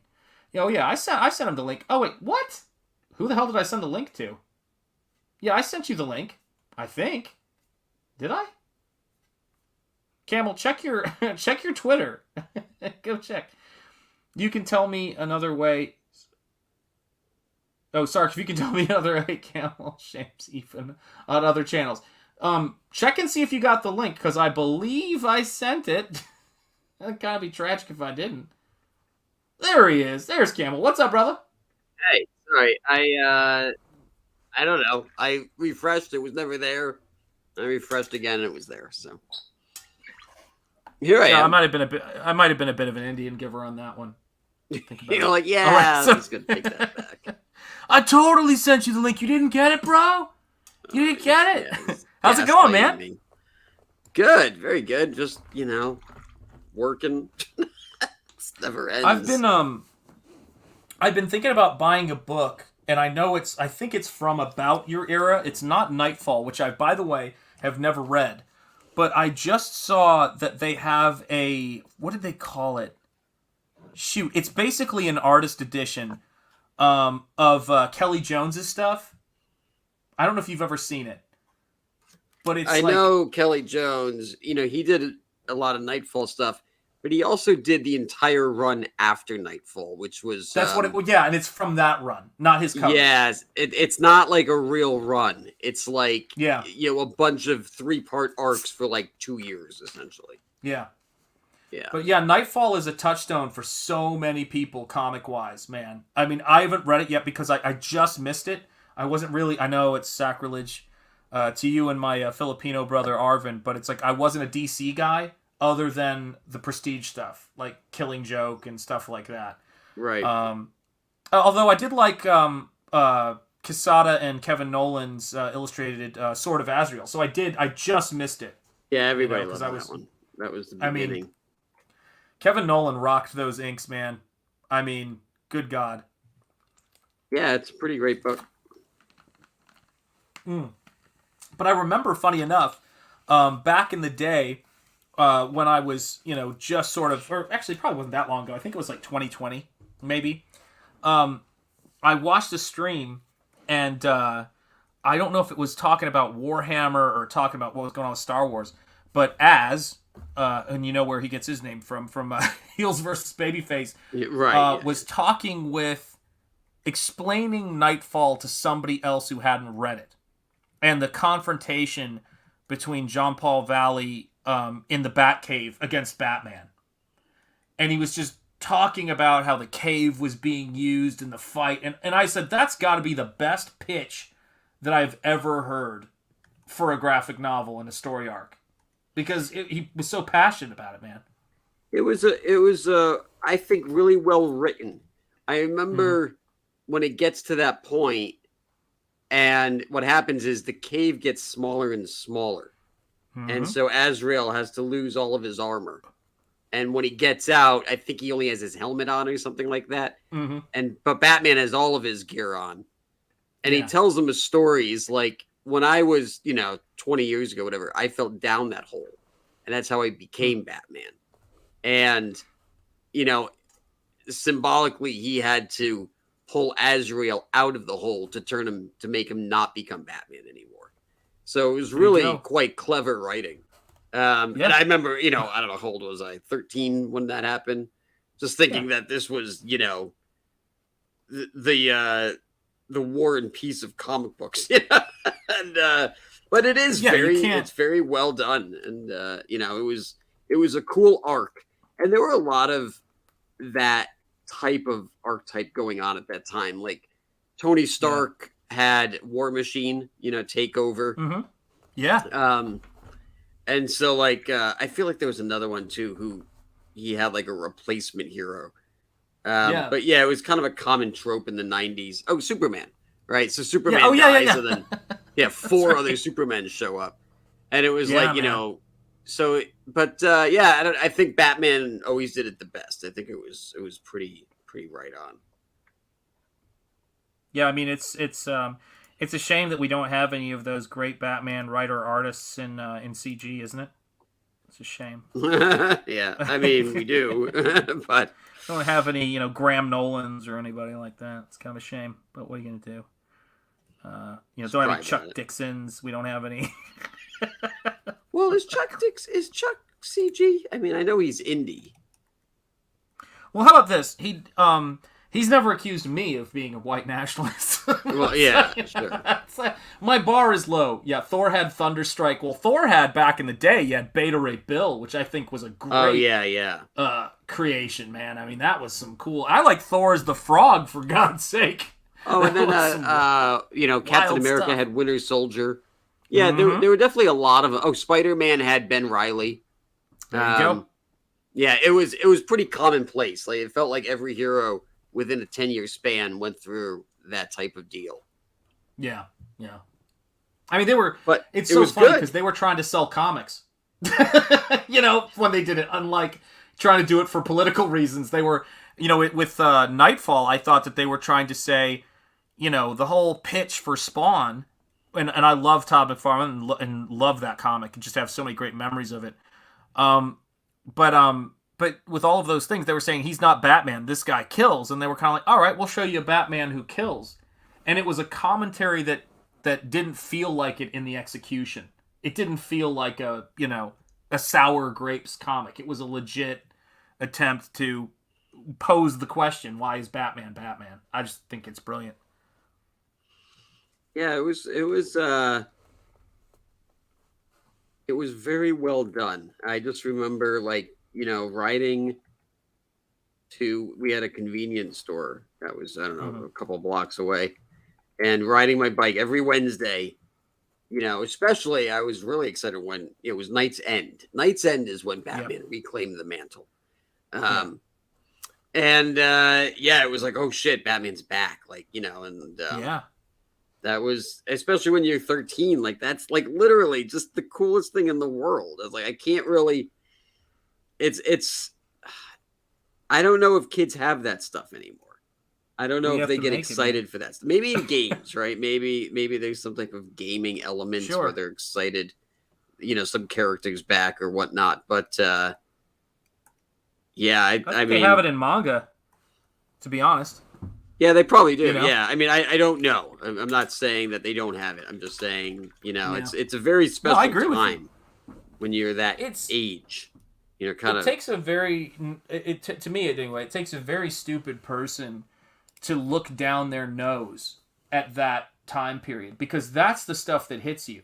I don't know a lot of people who wouldn't tie their love and passion of Star Wars to their youth, and in a very pure sort of way. It's there's this there's something incredible about that uncynical way that you receive art. Like I remember reading the David Michelini, I think it is, or Michelini if I'm pronouncing it wrong, and Peter David Hulk that Todd illustrated, and then of course Mary Jane and Peter Parker's marriage, how well that was written, and they were really teaching you stuff about relationships and what you go through, and stuff that it wasn't all easy. It was almost Dickensian in some aspects, with Peter always being broke, and the stuff that they were going through. Sure. And it was so great. And I just think that it's a craft that we're bringing back, and you laid out your really, frightening timeline for Boots and Heels. Link in the description. Yeah, right. I was like, holy cow, man. That's what it was about. It was about really, caring. Really caring. Yeah, making sure. I think that there's a lot of, I don't know. I sometimes I get the feeling that the story isn't laid out, that they don't really know where it's going to go. It's like, well, I have an idea. But it's like, no, I don't know. I think, at least have the beginning and the ending done in your head, and then you can figure out the middle as you're doing it. But if you don't have an ending, you don't have a story. I mean, the whole point of a story is it ends. That's what a tale is. I don't know, man. Otherwise, it's just a premise. And a premise can only take you so long before it gets boring. I don't know. I think you and I probably buy comics for different reasons. One of the reasons why I didn't buy Nightfall is I didn't feel represented. Oh, yeah. That's bad. That was everything. Yeah. I watched The Simpsons because I did. Boots and Heels flowchart is a bit mentally ill. No, it's fabulous. It is mad lad creative degeneracy, and that's what we're here for. This is utterly what we're here for, man. I live for that stuff. I want to see people, when I look at Boots and Heels and I think about when people talk about concept art and things like that, there's a lot of great stuff out there, but I go, show me something in Star Trek that was as monumental in its impact as Matt Jeffries' first sketches, probably under the direction of Gene Roddenberry or whoever else, of this is how we're going to put this starship's going to look this way, in those very primal drawings. And you think about that with, the creation of characters like the Shadow, and RAZÖRFIST is really just the man for talking about that, man. I mean, it's crazy. And how Pulp and his favorite Pulp authors have influenced him. And when you see, characters like how Batman evolved to become, that's the stuff that is so incredible to me, man. Like that's the stuff that we're trying to connect with. And it's cool stuff, dude. I was watching Clint Stoker. Yeah. Right? Yeah, he was doing a stream tonight. They were talking about Jim Shooter. Oh, and they were talking about, will that ever come back? Will we ever have, an MCU where everyone is, paying attention to each other's books? Huh. And they're not just one-offs. There's lore, and it's, it feels like there's a lot of connective tissue to tell a grander story that's not just in the pages of Spider-Man or X-Men or whatever. And I think, and essentially, I think I had to go to eat dinner, but I think they kind of wrapped on the idea that, no, I mean, not really, because, there's too many moving pieces and too many people that need to be a part of that. But I think, in a way, that is happening is in the creator-owned industry, because I'm able to tell that story. I can create the, I don't know, people call it whatever they want, Camelverse or Boots Universe.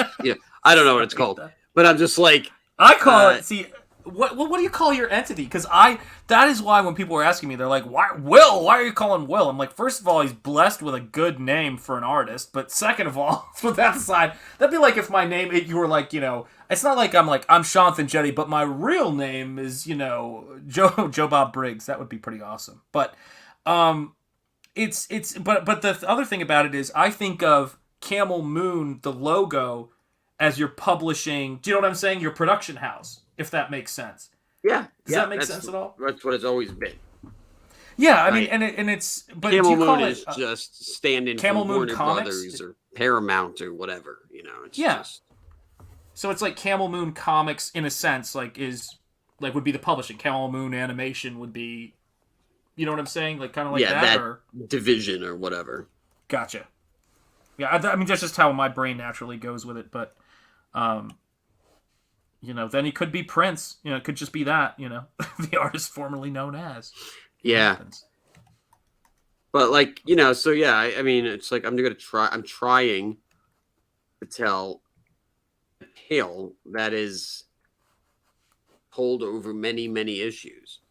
And then, past Boots and Heels and Claude Agent, after those are going to be 6 issues each. I have the Glass Hammer series.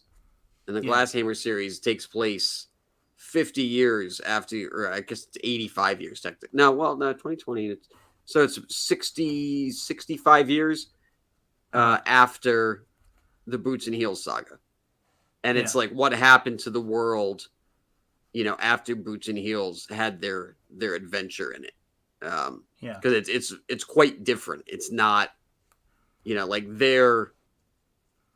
that storyline massively affects everything that happens. And Boots and Heels aren't in it. The Claude Agent's not in it, but it adds to the whole universe in that sense, the whole lore of these characters, and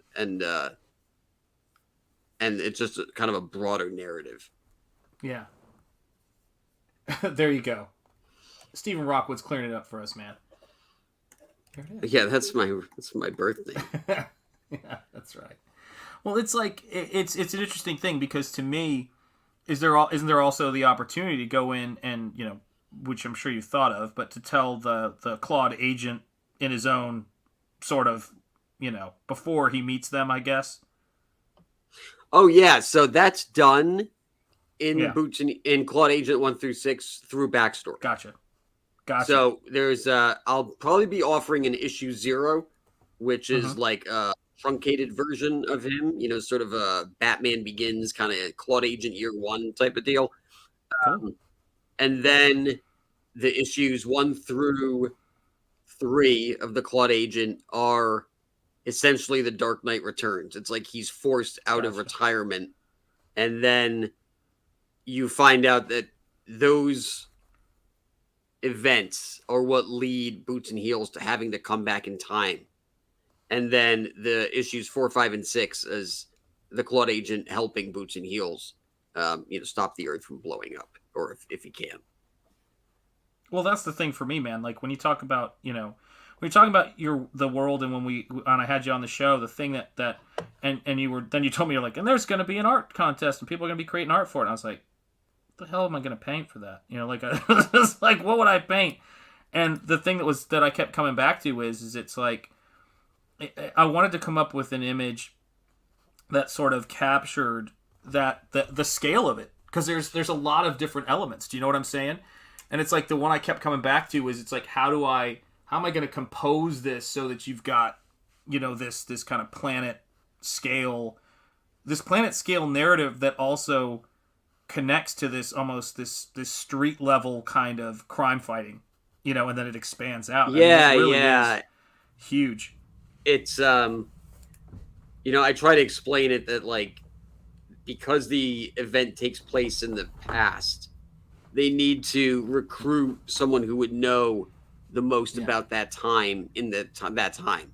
And so that would be the Claude Agent, because he's a crime fighter. And they were like, all right, so let's go back there. And, but, on their journey, they meet lots of people. They meet, the Gator guy, the comics Gators. I call them the Gator guys. They meet the Sergeant America, who's like a Captain America stand-in. There's a guy named the Time Puncher, who's like a Terminator, Punisher kind of stand-in. There's a Zorro type stand-in. Like, so they go through time in every issue and meet someone new. And like, they're all, some of them are aware of their mission, and some of them are just helping them along the way because they understand the ramifications of it all. Yeah. So it's sort of like, I mean, God, this might be a terrible way to describe it, but it's sort of like, no, I was actually going to say it's sort of like Quantum Leap with more people in on it, in a sense. You know what I mean? And a little bit more. I don't actually know Quantum Leap. I've heard of it. I don't know what the show is, though. Oh, no worries. It's I'll catch up on it later. But welcome, member General Piggy. It is great to see you. Jay Lee, have a good night, my friend. Check out The Steins. Great book. And Jeremy Burtz is saying good night. God bless you, Jeremy Burtz. And some person, welcome here. The Comics Gator. Is it Ganja? Is that what we're saying there? Gang. Gang. That could be a good idea. It could be a good idea. Some person. That's all ideas are welcome here. But no, I mean it's such a fun world, and it's like sitting here. I'm looking at all, I'm looking at your characters, and I've got this very, kind of roughed in idea, but rough idea for what I want to do with it. And I was like, all right, well, where's this going to go? Where's that going to go?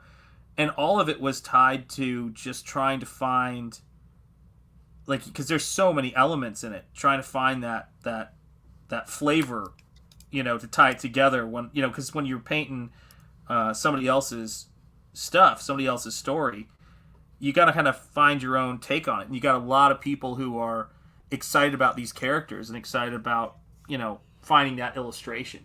Gang. There you go. That's pretty cool, because there's a lot of people who are putting art in and submitting, and it's interesting that they have their interpretations of the characters, but at the same time, the characters are easy enough to draw that it's not like it's fun to draw them. It's like sometimes you see characters and there's so much going on, or the designs are like maybe overly complicated. But I think with this, it's like you can there are so many characters that you can easily find one that you gravitate towards and be like, oh, I want to draw that guy, or I think this guy looks cool, or whatever it is. So, sorry, I love hearing your some characters that are too complicated from the guy who was into Nightfall Batman. Come on, man. Well, yeah, that's the character design.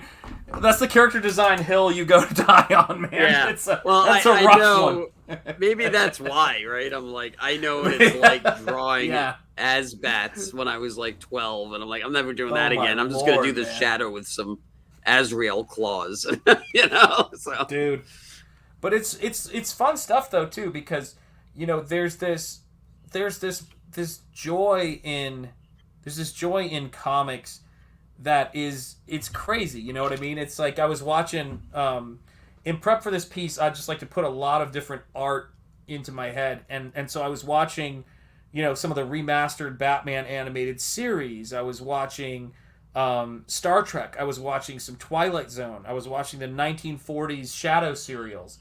I was thinking about 80s horror movies like I was thinking about Jason Voorhees with the masks, oddly, and Freddy Krueger with Claude Agent. Like, but I throw everything, including Frazetta, Alphonse Mucha, Bob Peak poster designs. Do you know what I'm saying? Like, it's just all the stuff we love, and that's why I love to hear what people's what comics inspired them, because it's one of the purest things. Like when people look at my stuff, they'll go, "Oh, were you a Frazetta fan?" I'll be like, "Not till I was in my 30s." You know, like what was the comic? It was Todd McFarlane's Hulk run that got me into comics. It was Teenage Mutant Ninja Turtles, the Mirage Eastman and Laird graphic novel. That was the stuff. That's the you know, raw material. People like artists, they gravitate towards other artists that they feel like they can replicate the best. You know, like I used to be really into like Graham Nolan. Like growing up was my favorite, but then the more that I was drawing and inking, I realized like I can't do on model. I would love to, but there's too much in me that is just like kind of outside of the lines. And Graham is very on model with his stuff, and so then I started becoming more of like a Jansen fan and like a more of a Frank Miller kind of interpretive kind of Klaus is fan. Sick, man. That's because I was like, oh, I didn't know I didn't know I could break the rules and have the lines not, you know, cross each other. Like certain things like that, or like, you know, kind of color outside the box a little bit. And then like I started getting really into like OG Ninja Turtle stuff because they didn't give a shit. You know, like whatever. You know, like and I was like, oh, I didn't know I could do that. And then I was like, oh, this is cool. All right. So I'll kind of shift my interest a little bit here. I mean, it's so funny for me. And it sounds weird because, you know, guys like, you know, towards the tail end of my college years, I wasn't really into Marvels because Alex Ross's painting style, while I know it was a big deal, right? Like people were like, oh my God, this stuff is realistic. I was studying Golden Age illustrators, so I was seeing some people who could really slow down. So the novelty of him painting comics didn't really hit me, and it wasn't that the story wasn't good. It's just that the paintings didn't fully get me until I saw Kingdom Come. But that was already late in my college career. And so painted comics were not something I really ever in any serious way could imagine doing until now. But it's really but it's so hard to describe. It was always if there was stuff that inspired me, it would be like Simon Bisley stuff. Do you know what I mean? That kind of raw, fun, you know, stuff. But the painted stuff came to me very late. I was super into, you know, inking and, you know, noodly lines and stuff like that. That was my jam. Yeah, it's interesting how at some point you're just like, oh, I'm gonna try it this way. You know, let's see how that turns out. And I remember too when like Alex Ross hit the scene. It was crazy because no one was doing anything like that. Like every now and then you'd get a cover, right, for like Superman or Batman or something that was like painted, so it had a little bit more realism to it. But Yeah. I remember when, like, just like being stunned at the Alex Ross stuff. Like, you could, I didn't know, like, how, what is it, like, How? CG? Like, and then I remember at one point actually thinking, like, oh, what, they're just taking photos for comics now? And then I was like, oh, wait a minute, this is actually painted. Dude, yeah, and his mother was incredible. Was an incredible illustrator and raised him on all of the great stuff. Like, you can see, if you have the Alex Ross book, Mythology, you can see it shows some of his mother's work early on. I think her name was Lynette Ross, if I'm not mistaken.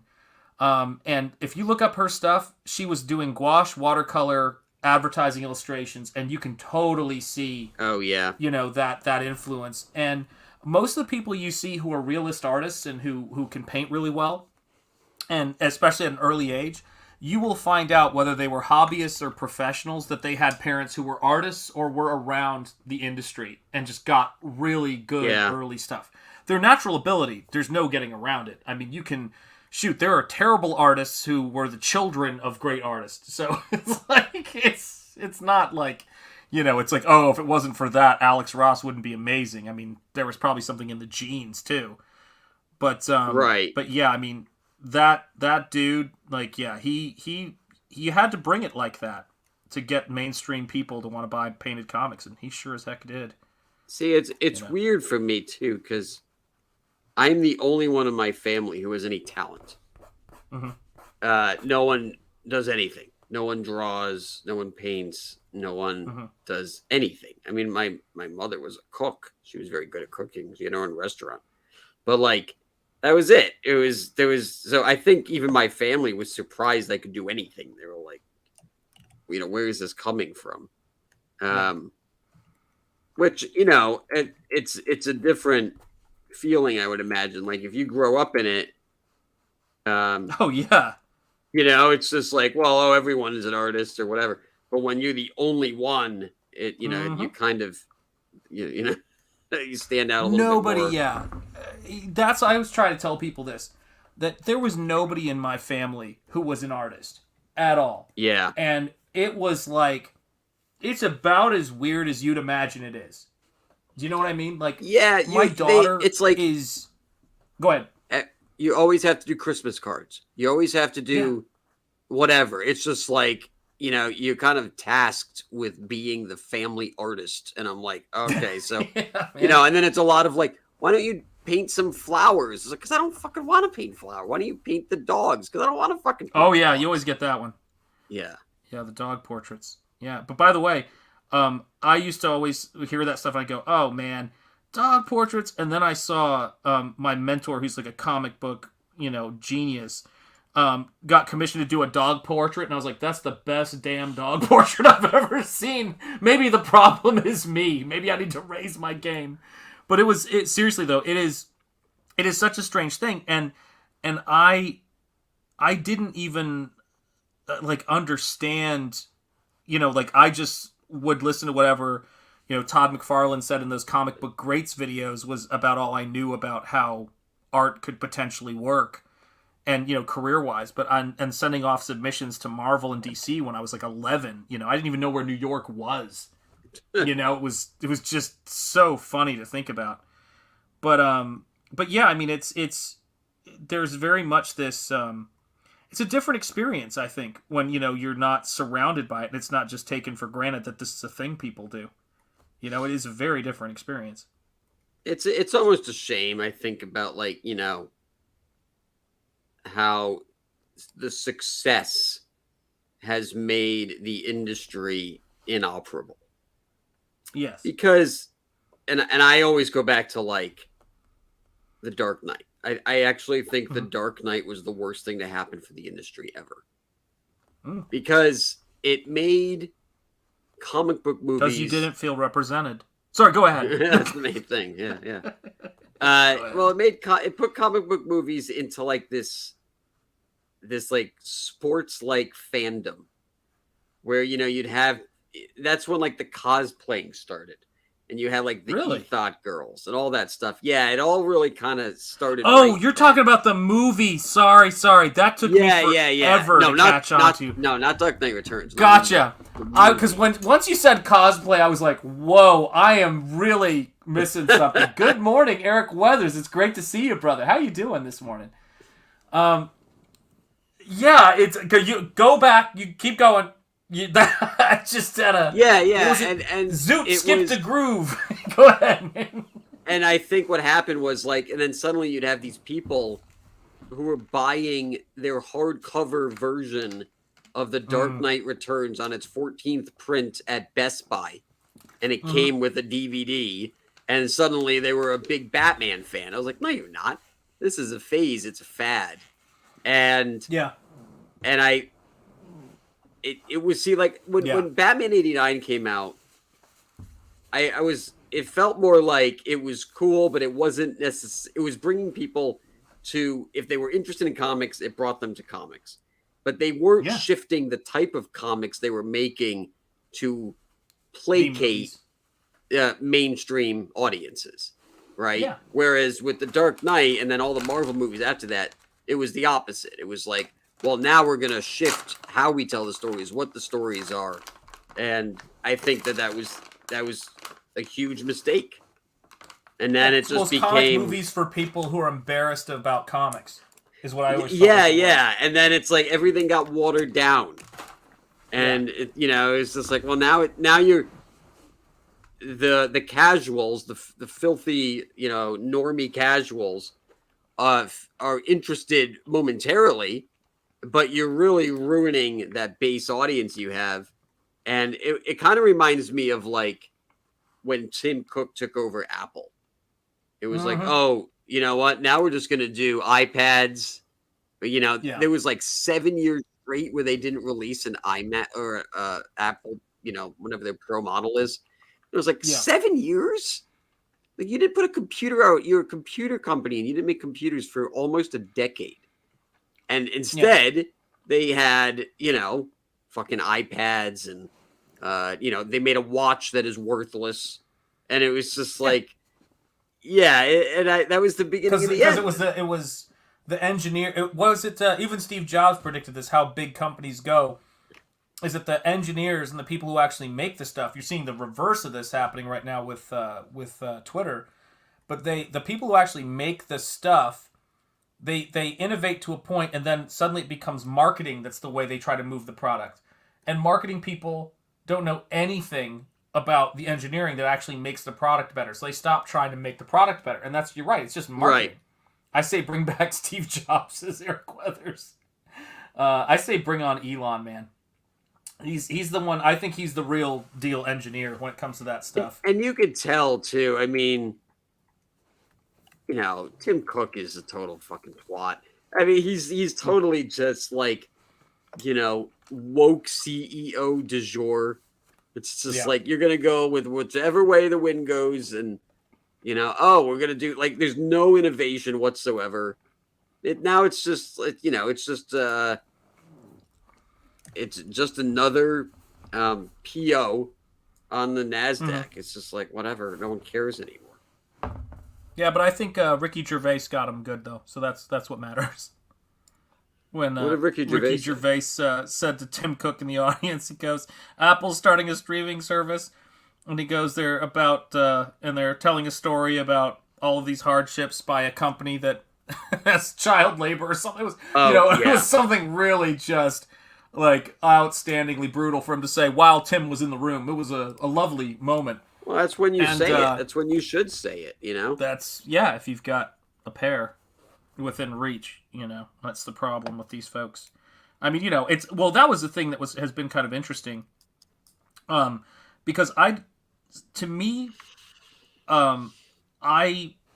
aware that we've been doing this whole CG thing for a while. Like it dawns on me sometimes. And you can go back to some of those memorable streams and you go, holy cow, that was a long time ago. But seeing some of the jackassery going on against CG right now, it was kind of amazing to to hear Ethan the other day say something I was just thinking, which is this is what Comicsgate at the start was worse than anything we're experiencing now. You know what I mean? Like that, it's bad, but it's this is what it is, and it's amazing that and I don't say it's like where were you? Like not at all, guys. Welcome anyone new to CG. Welcome, welcome, welcome. But for people joining us late, holy hell, was it a long road to even finding a platform where we could sell our wares. I mean, forget getting, shadow banned and all that other stuff. It was just not getting rejected and dismissed out of hand. You know what I mean? It's just, it's crazy. Because I know for a little while, like the indie comic market, I remember seeing one guy, almost whenever Kickstarter started, like 2013 or so, almost 10 years ago. And this guy, it was, I can't remember his name, but he runs a company called Comics Tribe. And he had this book called Oxymoron. And it was like Joker and Deadpool were the same thing. Not drawn particularly well, but he made bank. Like, I couldn't believe, and by today's standards, it's not. Like, I think he made like $10,000 or $20,000. And the idea that he made that on a personal book was like, holy cow, like that's insane. Yeah. And now you look back and you're like, oh yeah, that's a lower tier CG book at this point. But yeah, or a tenured professor. There's go ahead, sorry, I'm just kidding. No, it's not. Well, no, I mean you're in the 30s, aren't you, at this point? I'm in the what? The 30K, you're not Nosfero. Oh yeah, God! I thought for a minute you were asking me if I was in my 30s. I was like, "Are you kidding me?" Oh yeah, you look really I'm good. near death. No, but I'm yeah, I'm in my I just crossed. God, I forgot to mention this, guys. Thank you so much for backing this stuff. I just crossed 33K. Thank you guys. Yeah, it's great. So much. Tyler James, there you go. Look at all you wonderful people here. Eric Weathers, the man. Freaking love that guy. I was watching him on. Speaking of people who are like Big Jim, don't mess around with Big Jim. He was on Eric July's channel, which was so great to see, man. And I love that he started referring to. He goes, and you dare to come after the great Eric Weathers. I was like, yeah, Ripa. It's like the great Eric Weathers. I'm like, Eric, print some cards up now. The great Eric Weathers, Eric July. But I mean, it was so great to see those guys on there because, God Almighty, why do people want? I mean, do they? I guess it's the same reason they want to debate Ethan. Like they think like, I'm gonna land a shot on this guy, and then, I'll be a legend. And it was like watching I don't know what it was like watching. A Care Bear fight a pit bull. The whole thing is getting kind of tired to me. I'm just like, I used to work for a website. It was called Double Toasted. I mean, a lot of people know this. But their big community outreach was done on Facebook. So there were a lot of Facebook groups. And everyone was a shithead. It was just, it was like everyone... Just like it was trolls trolling trolls, and if they didn't like the episode that night, it was like a lot of them would hate watch, and they only liked the main host, and if you weren't him, you might as well get fucked. And I got like a real quick lesson real early on in how people act and react on the internet, and I was just kind of disenfranchised by it all. I was like, wow, this is unbelievable. And it actually built a sort of rough exterior for myself because now I have no tolerance. I'm like, if you're fucking up in the chat, you're gone. I just don't play. I don't placate. I like, because it doesn't change. I know it only gets worse. Wait a second. Is that why I was banned? No. Yeah. No, but I have blocked people, and then, they get all butthurt about it. And I was like, but you were not going to stop. And I know you're not going to stop because it never stops. It's always like, how far can I push the envelope before I'm a total cocksucker? And, and that's few and far between. That's like, I don't know, I probably blocked 4 or 5 people. But like the SJWs, there's Oh, yeah. tons of them.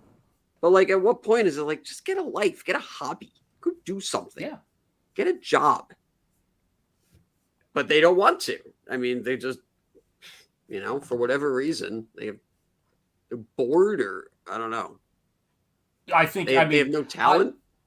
Look, the way I always look at it is, well, that's probably part of it. The way I was trying to explain this to people, or to me youth, and to everyone I know who works with youth, we'll keep it as vague as we can, is that if you one of the worst addictions, or the hardest addictions to overcome, when I've met a lot of different people in my life. I've seen people addicted to heroin. I've seen people, like a lot of people have, addicted to all kinds of substances. The one thing I've seen that is almost impossible to quit if you get addicted to it young is attention. Mm-hmm. If you get addicted to attention, it is one of the most difficult things to live without. And when people see somebody go, oh, this person likes attention, they're a narcissist or whatever. No. Like, a narcissist can't, has no, the true, what I imagine as, has no merit or interest to people, but needs that attention so desperately. They can't take it, right?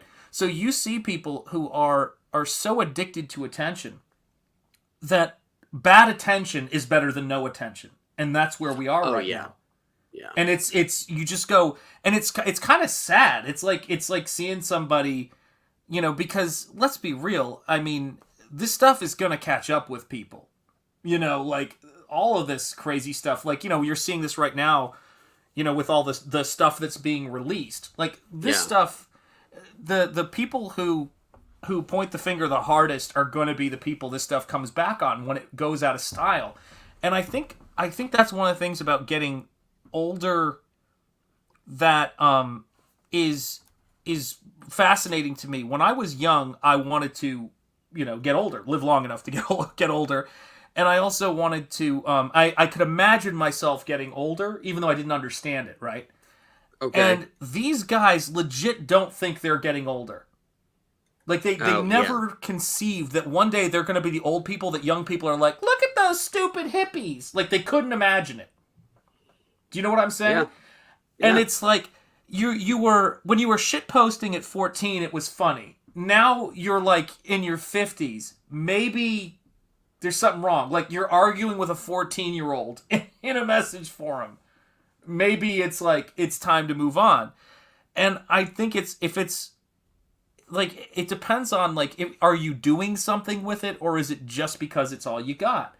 And it's a strange thing, because I look at this stuff and I think the way Eric July looks at it, from what I can gather, is he's like, if I can monetize this and do something with this, because that's he's got the interest in it. He loves a little bit of blood sport in the sense of I know there's a whole history of whatever that shit is, but I mean in the sense of he likes to debate people because he's got the patience for it. And he's got the drive and the interest, and he knows how to make it work for him and what he's about. But it's I think that there's a lot of people, from what my experience has been, it's sort of going, I was at this haunted house with my son, and it when I say haunted house, I mean it's out at a racetrack in Seekonk, Massachusetts, and they've got 3 or 4 huge haunted houses. People just come out, park their cars by the track, and they go through these haunted houses. So it's every kind of person you could imagine who wants to go to haunted houses, pays to get in, is in line, right? And there were these high school kids who were seniors or juniors, and they were kind of jocks. And they were being tools, for lack of a better way of putting it. And these high school girls who, unbeknownst to them, were with these other people, were talking, and these boys started imitating them, and every time we passed in the queue, they'd be like, are you guys so-and-so? Do you go to so-and-so school? These guys were doing to these young girls. And the third pass, you could see them, the guy behind them asking them, is these guys bothering you? Are they harassing you? And finally, when they got to the next pass, this gigantic, probably 6'6" man who must have weighed God knows how much, but he was like a brick shithouse, stacked 12 deep, leaned over and goes, and quote him, he says, "Are you guys from so-and-so? I hear you're from so-and-so. Do you want to talk about it? Do you want to have a conversation about it?" And these kids, like, they were big kids. Like, I wouldn't have screwed with these kids. Like, they hit the gym, they were younger, you know what I mean? Like, there were 3 of them. One of them was a little Weasley shit. Okay, whatever. It was what it was. In me youth. But I saw these things and I'm like going, I'm just like going, oh, shit's coming around for you. Shit is coming around for you. And there's always going to be some bigger dude who just doesn't want to hear your shit. And you could tell instantly how serious they were, because me and my friends, when we were younger, when we were obnoxious, we would have said to this guy, yeah, like, let's get the cops involved. Like, what are you going to do? Like, we were stupid, at that age. But these guys didn't want none of that. And I think that is that's what you're seeing with these petty little wannabe fascists, bureaucrats who are behind the scenes in all these companies. As this stuff comes out, they're like, no, people are confronting me about it. It's like, yeah. Like, because what you did was horrific and you thought you'd never be held accountable. Period. It's just how it works. I think, and I think it's crazy. I'm all for beating kids. Now, you gotta have some and say that. You can't say that when you don't have any. Well, all right. But you gotta listen to some Russell Peters, man. You gotta listen to some Russell Peters. Just beat him. Just stop. Shut up. Like that's how you learn. It's like you learn in your 20s, right? Like, we would get in fist fights, and it was usually with the preppy kids, and or the kids who grew up with it was always single child kids. Always when they were the only ones, and they would just talk such shit, and it was like, okay, that's it, right? Sorry. And you just kind of smack them around a little bit. And you're hitting on something else though that's even bigger, which is bullying. Anti-bullying stuff in schools produced the biggest generation of stalking bullies we have ever seen. Eric Weathers, I like this Camel fella. Random Indian somewhere in the world. You people don't even know how it's done. But here's another one though. But let's break it down more basically. When did people stop telling their kids when they were out with adults to shut their mouths? It's that simple. Shut your mouth. Adults are talking. That is something that you see so much. Like I'll put it this way. If you want your kids to be loved by adults, teach them how to say, yes, sir, nothing. Yes, ma'am, thank you, and how to shut the fuck up when adults are talking, and they will be rock stars. Like, it's scary. People have no manners, man. Nuts. Yeah. And getting your ass handed to you by a bigger person will set you straight. Yeah, I had a friend who was a teacher, and he said he saw it happen in real time. He was like, he saw the shift, and he's like, ever since it became a faux pas to smack your kid in the back of the head for fucking up, these kids are just assholes. They're assholes. And he goes, it used to be, that like, and at least when I was in school, it was like the teacher and the parents were there. We're on the same team? On the same team. Yeah. And he goes, now it's the parents and the kid are on the same team against the teacher. And it's just like, I can't control your kid. I don't know what, like, if you're not going to do something at home, I don't know why you think I need to reprimand him now. Like, I can't. Now I'm just the bad guy. I think it was definitely the school and the school. How it's evolved, or at least the college level, is school administrators, parents, and students against faculty, is what I've seen more and more.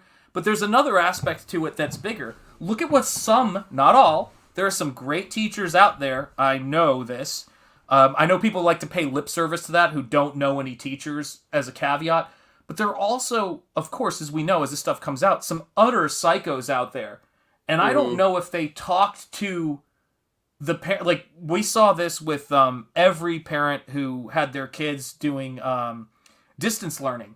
when people were seeing some of the curriculum and things that their kids were talking about, that was a major shift in terms of perception of colleges. So what I would say is that the issue I see we're running into is we've had a generation of kids who haven't been told to shut up who are now young K through 12 teachers and college professors. And that is terrifying.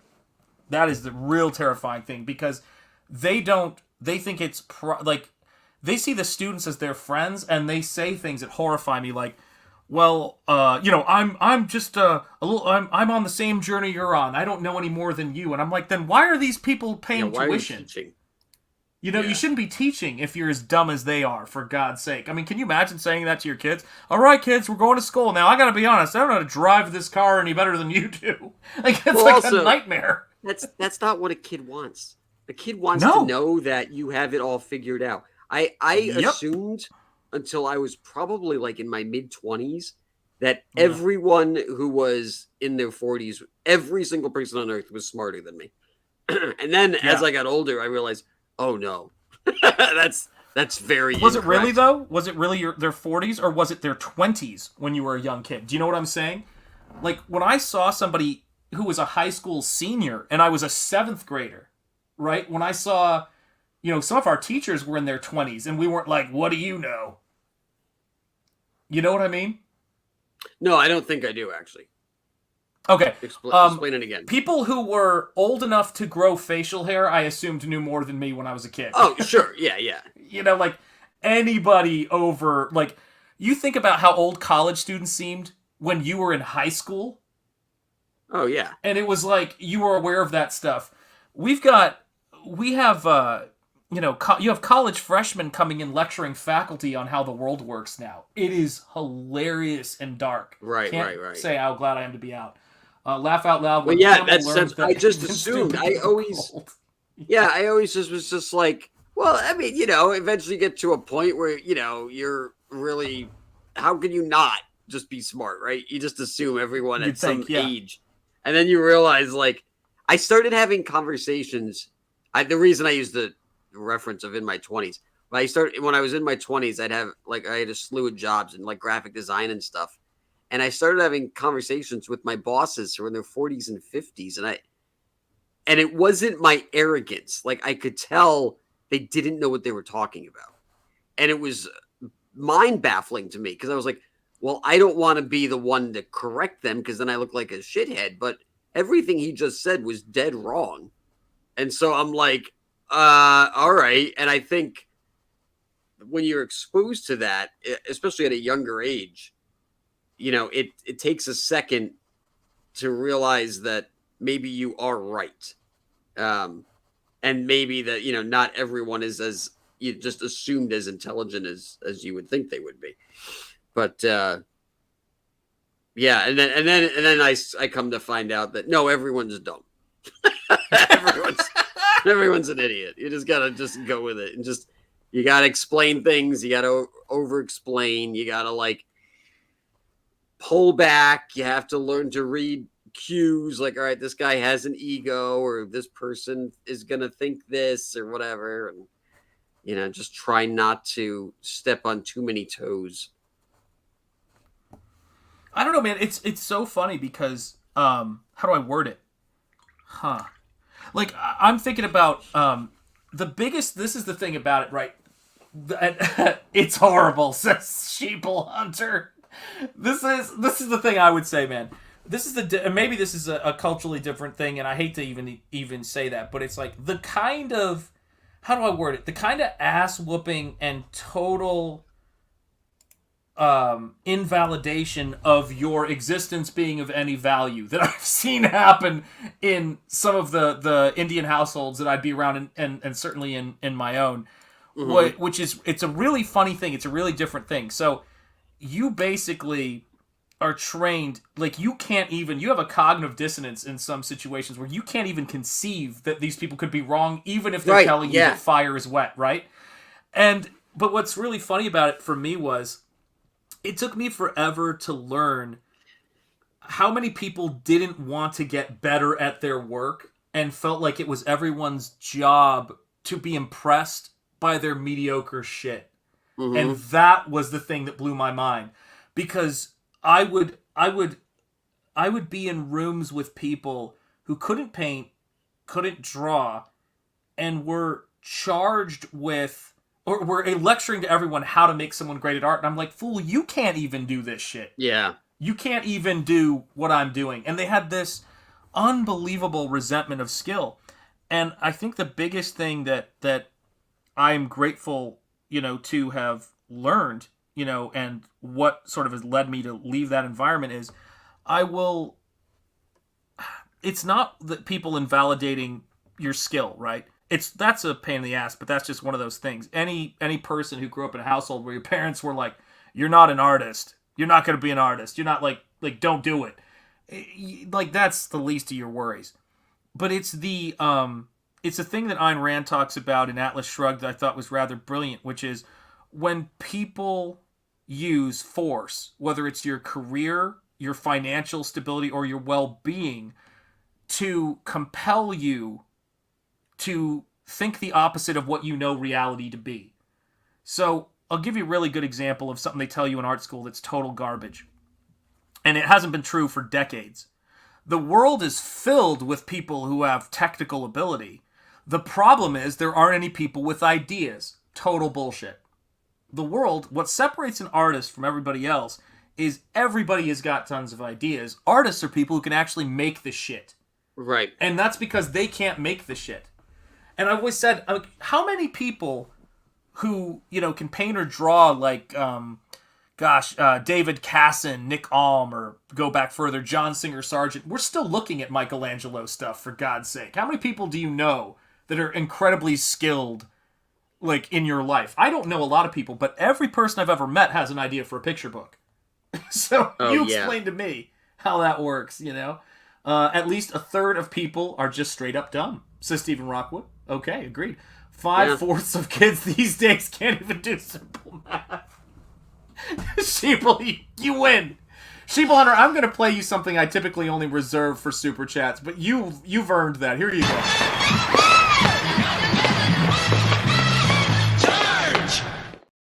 Well played, sir. Well played. Yeah, I have a similar comparison. It was always something that I kind of took umbrage with because, I went to SVA and I went for comics. Yeah. And they would really try to drill into you that anybody should be able to pick up a comic and understand it if you do your job. And I understand the sentiment behind it. I understand the thought process and what they're trying to convey to make a good artist. But the truth is I just don't agree with that. I think that, like, comic books are a language you have to learn. And because they would always say, like, I should be able to show this to your mom and she'll understand what's happening. And I was like, but my mom doesn't read comics. My mom does not understand. Like, I could show her, Watchmen and she would not get it. You know what I mean? It's just like, and I remember even growing up, I mean, I didn't even really quite get comics till I was maybe 10 or 11. Before that, I was just like, I would flip through it and I would just read the action parts. And then, I remember the first comic I read all the way through. And even then I was like, I kind of get it. I didn't know what pros were. I didn't quite understand, like if a speech bubble didn't have an arrow, connecting it to something. I didn't understand like if it would have an exterior shot and it would say like Gotham City midnight. I was like, well, who's saying that? Like there's certain aspects, and you just eventually you figure it out, like you pick it up. But like if you don't know that going in, it takes a minute. And again, it's like it's sort of this lie they tell everyone to try to make them better artists. I think it would be better if they were just like a little bit more honest about it. And it's like, look, not everyone's going to be able to read your comic. Unfortunately, you can't say that to a bunch of kids because they're going to be like, oh, well, this is esoteric. And, I'm only making it for myself and friends. It's like, well, that's even worse attitude. Yeah, I don't know, man. I got to be honest with you. I think the best advice that you could give anybody as an art school professor, and I think I've said this a few times when I was teaching, is the more you get to understand this stuff, the more difficult you're going to come to see it is. This shit's hard is some of the best advice you can give to somebody in it. Like, this is not, like, there should be, people used to actually, before they were just, you know, trying to get as many students as they can with the Common App and all the stuff they're doing right now, people actually used to try to scare you out of these things. You know, like George Lucas and Walter Murch and those guys talked about their freshman year at college, and they said, there's no work for you. You are going to starve. Get out now while you still can. These are what their professors were telling them. Yeah. And that's actually pretty, like, whoever stays, right, is going to be there. Now they tell people, all of you are going to be artists. And I always would tell people, I go, you got to work hard. You got to be excellent. Is it possible? Yes. But don't think it's harder than you can imagine. It's straight up harder than you can imagine. I think, and I could be wrong, but I think Comicsgate has got one of the most honest pitches I've ever seen. Do you know what I mean? You're going to have to do it all yourself, which is true. Every college should tell you that on so many levels. You're going to have to make it happen. You're going to have to grind, and it's going to be harder than you can imagine. And you got to make it happen. Yeah, the one thing I do wish was a little bit more talked about in CG, which is if you are here as a hobbyist, you'll be fine.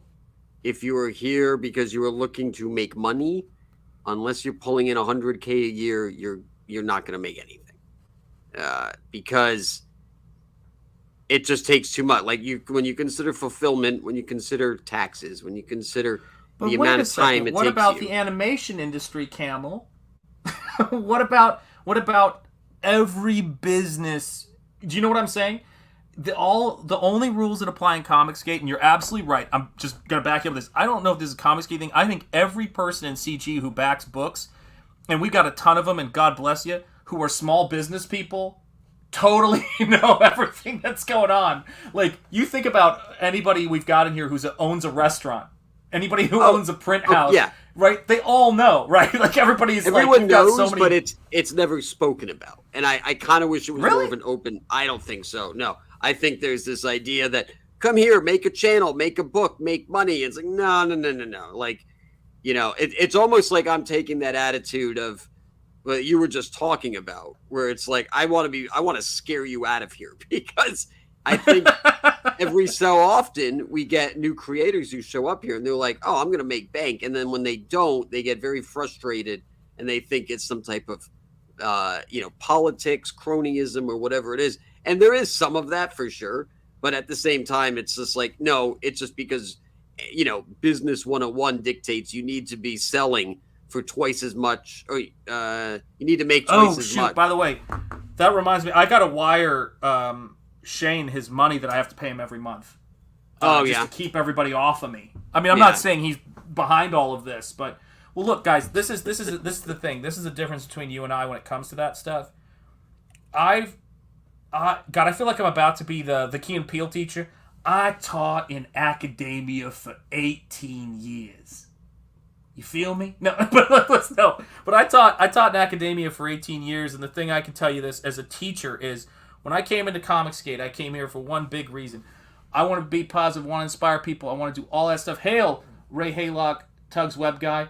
But I am done teaching and giving people advice until I am dead, or if it accidentally slips out. Because it is, and I mean that, like, sincerely, like, it is, how do I word it? People, the best students that I ever had were great students, but I feel as though the information is all out there on YouTube. The entire history of Comicsgate, people coming and going, people feeling like they didn't get what they thought they were entitled to or deserved off of any number of creators. Yeah. It's all out there. And I'm just kind of one of those people where it's like, they told us stuff in school like don't piss into the wind, but people still did. Do you know what I mean? Like I had a teacher once who explained the Boston Massacre to us this way. He goes, if you're in a mob of people, and bear in mind, like, this is American school, if you're in a mob of people unarmed, and you've got 3 people who are outnumbered but armed, don't call them, scream at them, "You're a rascally son of a bitch," because they might just be nervous enough to do something. Like, that was his parenting advice he gave us. And, you know, you've been in the industry. I've sat in those lines of 70 people to get my artwork looked at for 3 seconds and dismissed, or that 800th rejection letter in every different field. Right. And then built a career over 18 years and walked away from it on principle. And, like, those are just, I would say this, is that, and I think most of the people around here that I've gotten to meet, although I can't speak for everybody, are wise enough, at least in their life experience, to know what goes into this stuff, right? Like, if you see somebody... Well, I'd say it's 50-50. I think some people do, and I think some people don't. They really, really don't. And I'm not trying to be a negative Nelly or whatever, but I'm just like, you know, you hear it sometimes, and I'm not even saying it's CG. I think it's just like a lot of places, like, you know, crowdfunding can be a very brutal bitch, and, you know, people are like, "Oh, I want, you know, I'm gonna clean up. This is gonna be my job," and I'm like, "No, it's not.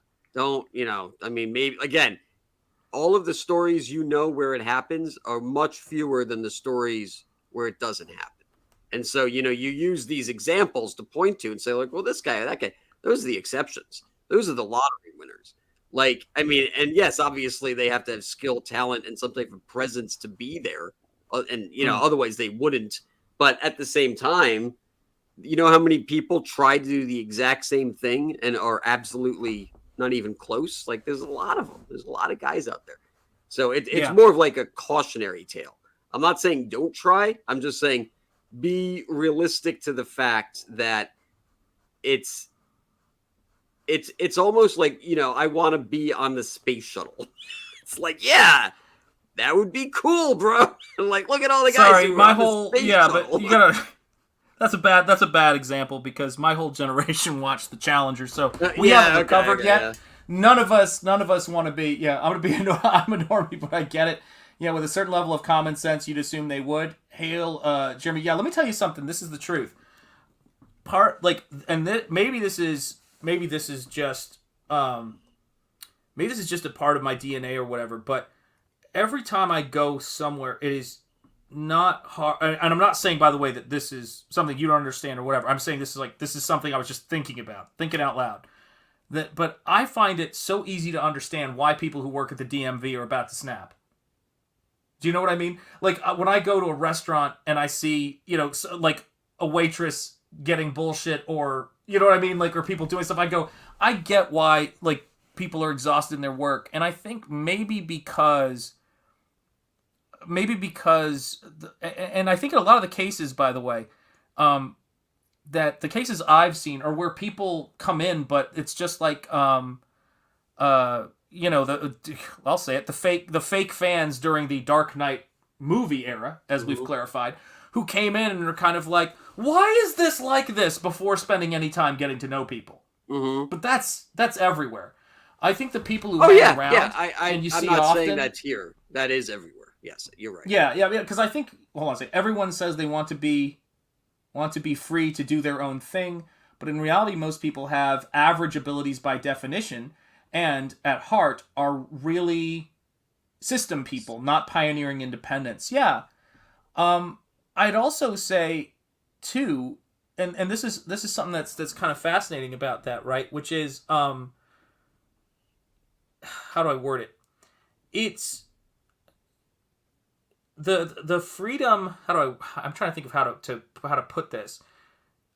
We have to interact with people in a very real way, and it's like the field of stand-up. It's a wonderful idea to think of people laughing. It is not a wonderful idea to actually go up on stage, open mic, and just do terrible. You know what I mean? And get decimated. Mm-hmm. And it's an interesting kind of thing, because I think the less you put on it, like, how do I word this? Nosfero is a story I need to tell. it's a book that I need to do. It's something I'm very connected to, and it's something that I think is fantastic, and everybody should buy it and be into it. But if that is the, dare I say, the God I pray to, and it's not to the grind, to the discipline, to the work, that's like, I don't know how that even works. Do you know what I'm saying? Like, well, I like the equate work to like a sense of humor. Yeah, everyone thinks they have a sense of humor. Everyone, but like, there are people who do not. You'll say something like that was legitimately funny, and they're like, well, I didn't think that was very funny. I was like, but you think you have a sense of humor? Oh yeah, of course. I'm like, okay, no, you don't. I can tell you don't. Yeah. Yeah, everybody, I found that too. Like, everybody thinks they have. It's funny because people have, whether they were laughing at me or with me, you never know. But in my youth, people thought I was funny, and I remember I met a guy in college who came up to me, and it was the creepiest thing I ever saw. Freshman year, I'll never forget this kid. He's actually works pretty big in the animation industry. And I was just being myself, making some people laugh. And he came up to after me, and he was like, "Yeah, it was really amazing what you did there." Like, and he fancied himself a funny person. Where you brought it back to this thing around. And I was like, "Dude, what the hell are you talking about? I was just talking with people." And the way I always put it together is, everybody thinks they have a pain tolerance until they're in real pain, and then And when my wife was expecting, they did this funny, it's cute, but they did this thing. It was like a birthing class you have to go to, particularly if you're having twins. You got to go to the NICU, and they want you to feel comfortable with seeing babies with, stuff hooked up to them. And they gave all the husbands, and they're like, "We're going to show you how pain tolerance works so you can empathize with your partner. We're going to put an ice cube in your hand, and we're going to see and you're going to see how hard it is to hold that ice cube for a long time." Dude, I held that ice cube till it turned to water, and I refused to give it up. I was like, y'all do not even understand what I'm talking about. I'm like going, and let me tell you something, that is still not the same thing as being split in half by a child. Like, what are we talking about? This is ridiculous. You know what I mean? I still think the alligator eating the dog was funny, says Stephen Rockwood. There you go. Me too. Again. I mean, it's, again, and I've even explained it on the show. The joke was not that. The joke was that I would show that in the bit. And, comedy's a tough thing. It's about pushing the envelope, but also not, like, overly offending people. And if you can somehow manage to do, you can offend them a little bit, right? But, like, you do it too far. I mean, who knows? In 10 years, they might have dogs getting eaten by alligators on ABC in prime time. Like, this is comedy hour of the week, But right now, no, it's a little too much. Yeah, it's funny, man. It's like, I always find it so there's people who think they're funny, right? And that's the thing. Hold on, let me read. Stephen Rockwood says, the joke was how quickly it's... It did, yeah. And it still happens. Like, every now and then I'll say something on the show, and people are like, they either get that it's a joke, or they're like, "Oh, Camel's crazy," and it's like, Mike seems to get it. I think Mike's the only one who always knows when I'm joking, but everyone else sometimes is like, "Oh, is he sadistic?" Well, no, I don't really. This is the think crazy that. thing, right? So, you've met a lot of people, I am guessing, right? You've met some people at the very least who are funny, right? You know the difference, between someone who's funny and not. Right? I hope so. Yeah, well, yeah, I mean, one would think. I mean, this is sort of a rhetorical question, right? What I have found is that, in my personal experience, that the people who are the most sincere and genuine laughers, like people who laugh really genuinely, have seen some of the worst shit you've ever could imagine. And I've always found that it's funny to watch people who, when people see someone who just laughs a lot and cannot stop laughing, they assume that they're a simpleton who hasn't seen shit, when in reality, sometimes the more shit you've seen, it might be harder to make you laugh, but you are up for a good time and for laughing. And that's the thing that is, it's really weird, like when I see people and they think, like when people talk to me and they're like going, "Man, you're really positive," and I'm like, true strong positivity does not come out of an absence of horror and adversity. Yeah. And I mean, it's a like, funny thing. like Robin Williams was like kind of tortured. You know, I mean, I don't know how hard his life was, but for whatever reason, he had like major depression issues. And this is true of a lot of comedians. You know, and like even myself, I've been through the ringer multiple times, and it's just like, you know, I don't. It's one of those things where, like, you know, sometimes you'll find someone who always wants to talk about it. I never want to talk about it because it's like it's hard to deal with, and I still like think about it, and it's frustrating. But it's also not a virtue for me. I don't do what I do because of my hardships. I do what I do in spite of them. And I think a lot of people want brownie points for going through shit. And it's like, no, it doesn't work like that. Well, because, dude, they think that that's the thing you gotta understand, man, right? Like, it's like, think about it like, I mean, I know you do, but you'll get what I'm saying here. It's because when you've been through certain stuff, you don't want to dwell in it because you wouldn't make it if you dwelled on it. Do you know what I'm saying? It's like you have to like, it's like, why be positive? I'm like, have you seen the alternative? Like, it's not about being blind. It's about like, I had this situation that was like, and my wife always laughs about this, but I had this situation where something won't go the way that like I thought it was going to go, and I will always find a way to look on the bright side, and more times than I can count. It's not like look on the bright side, pretend there's nothing wrong, because if you do that, you know, that's just nuts. Yeah, you're delusional, and that will catch up with you.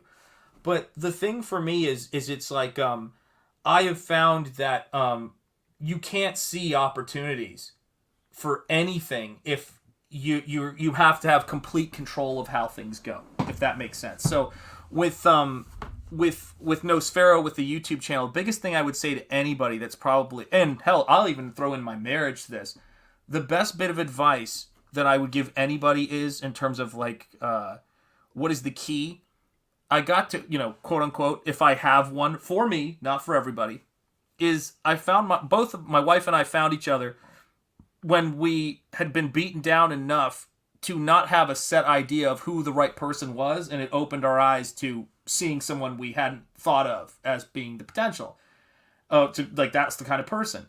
And when it comes to art, when it comes to my career, it's what I'm doing is the opposite of trying to control how it's received, and the maximum of opening it up to see what it receives, if that makes sense, and letting, you know, the answer come from you know, what's the word I'm looking for? Letting the feedback tell me what it is, instead of trying to write the masterpiece thing, which is what I think I tried to do when I was in college. And it's paralyzing for me. You know what I mean? It's like when you're doing your show, think of all the bits and the things that you do that just came out of the show itself. You know what I'm saying? I'll say this. Anyone who is trying to make a masterpiece before they're 30 is wasting their time. You don't have any experience. You don't know what you don't know. And sometimes you get like, you know, Orson Welles, right? Or Steven Spielberg. You get like these randos who show up or pop up, but those are few and far between too. Like, a lot of people don't make their masterwork till they're in their 40s, maybe later. So I would just be very cautious not to go down that rabbit hole, because you're only going to end up looking at it later and be like, well, that was crap. What the fuck was I thinking? That was a waste of time. Well, you know, we think about some of the people, like I always think about it in terms of friendships and chance meetings, right? And, you know, I was talking to my buddy, he's one of my oldest friends today, and I was talking to him, and I said, I don't even know how we met, man. Like, I can't remember when and how we met and how this became a thing. I just know we've been friends for, 20 years. Mm-hmm. And it's crazy. Like, if you think about the probability of me meeting half the people that are in CG, let alone that are on different continents, let alone who are in Australia, you know who I'm talking about. Them people. Yeah. Koalas. It's so exactly. It's so improbable. You know, if in any other time where the technology wasn't this, none of this would be happening. And yet, you know, when I started this YouTube channel and I, you know, started doing, you know, stuff, and I really just was trying to find, this is how planned this was. I was developing the skills all the time. I was doing what I was doing, you know, and working hard and doing freelance stuff and gaming jobs. But I really needed to know that there were people out there who freaking hated the new Star Wars movies as much as I did because I thought I was losing my mind. Yeah. That was basically this. I remember I was, God, what were we watching? This was like 15 years ago. And I had gone to see Watchmen with my friends. I think it was Watchmen. Yeah. And they were casuals. And I said it out loud, and I probably shouldn't have. And I didn't actually, I didn't mean anything really by it, but I said, I need more friends who are into what I'm into. And damn. Because yeah, and I didn't mean that as a shit on them. It was just like, they didn't see it the way I saw it. How did it go over, Camel? No, I'm kidding. Go ahead. Sorry. No, yeah, and they didn't. They were like, "What the fuck does that mean?" And I was like, "No, I love you guys. You guys are my best friends." I'm just saying, like, I need, you know what it is? I need work friends. You guys are not work friends, and because I take comic books as a profession, I need work friends to talk about with this movie, and not just my you know, asshole friends, right? Because my asshole friends, I talk about life and girls and all shit with that. But like, yeah, sometimes you want to talk with someone who is in your field so that you have, you know, it's not just like the opinion of, you know, my friend, whoever, who thinks that Rorschach was a really great depiction on screen. And I'm like, okay, whatever. You know? Nerds. What's up? How's your father? Much love. Camel's charm offensive. Yeah. Well, you see, this is the crazy thing, right? It's like, and yeah, guys, all you guys are right about kidney stones. Let's be real. Like, that is, that I will give you. If they had given all of the husbands there, or daddies there, kidney stones, I would have been like, right on. Okay, now we're on a common ground. But they didn't. They didn't go the extra mile. You know, it's such a funny thing too, because it's such a it's a really great thing, I think, to move out of a space of deprivation into a space of anything which to me comparatively is abundance. What is up, Sheeple Hunter? Great to see you. Yeah, Mao Camel. Jeez Louise. But no, he's not a communist. He's a capitalist. Let's be clear. Maybe the same authoritarian streak, but not a communist, to be clear. Yeah, he's an ivory tower. Yeah, he's a monarch. Let's get it right, people. For God's sake, you're misauthoritarianing him. It's King Camel. Thank you. Yeah, but it's a funny thing because I was just happy hanging out in the chats, and guys, this is the other thing too. This is how my brain sort of works. This is what I do. I'm a crafts person. I make artwork. I like pulp. You know, I paint, you know, action and well, the pulp religion, right? Mystery, danger, and sexiness. Like, that is the stuff I want to make. That was not allowed in the academic intellectual circles I was in. But let me be clear. If I'd gotten nothing out of this whole outfit other than hanging out with you guys in the chat when I was backing books and just needing some kind of relief after work, some kind of optimism for comics and these things I love, that would have been more than enough of a reward. I'm not saying it would have been my career ambition, because that operates on a different plane. But those two things are very separate. And actually, as of late, something I would say to anybody in any, you know, in any sort of circle is I find YouTube channels that I love that have nothing to do with my work. Do you know what I mean? Or nothing to do with even this. So I'll watch the Townsend's channel, which I talk about all the time. Love that channel. I obviously know you watch action figure channels as well as I do. Let's be honest. You know, you're watching the review spot. You totally do. You're lying. You're lying. I do my own reviews. Yeah.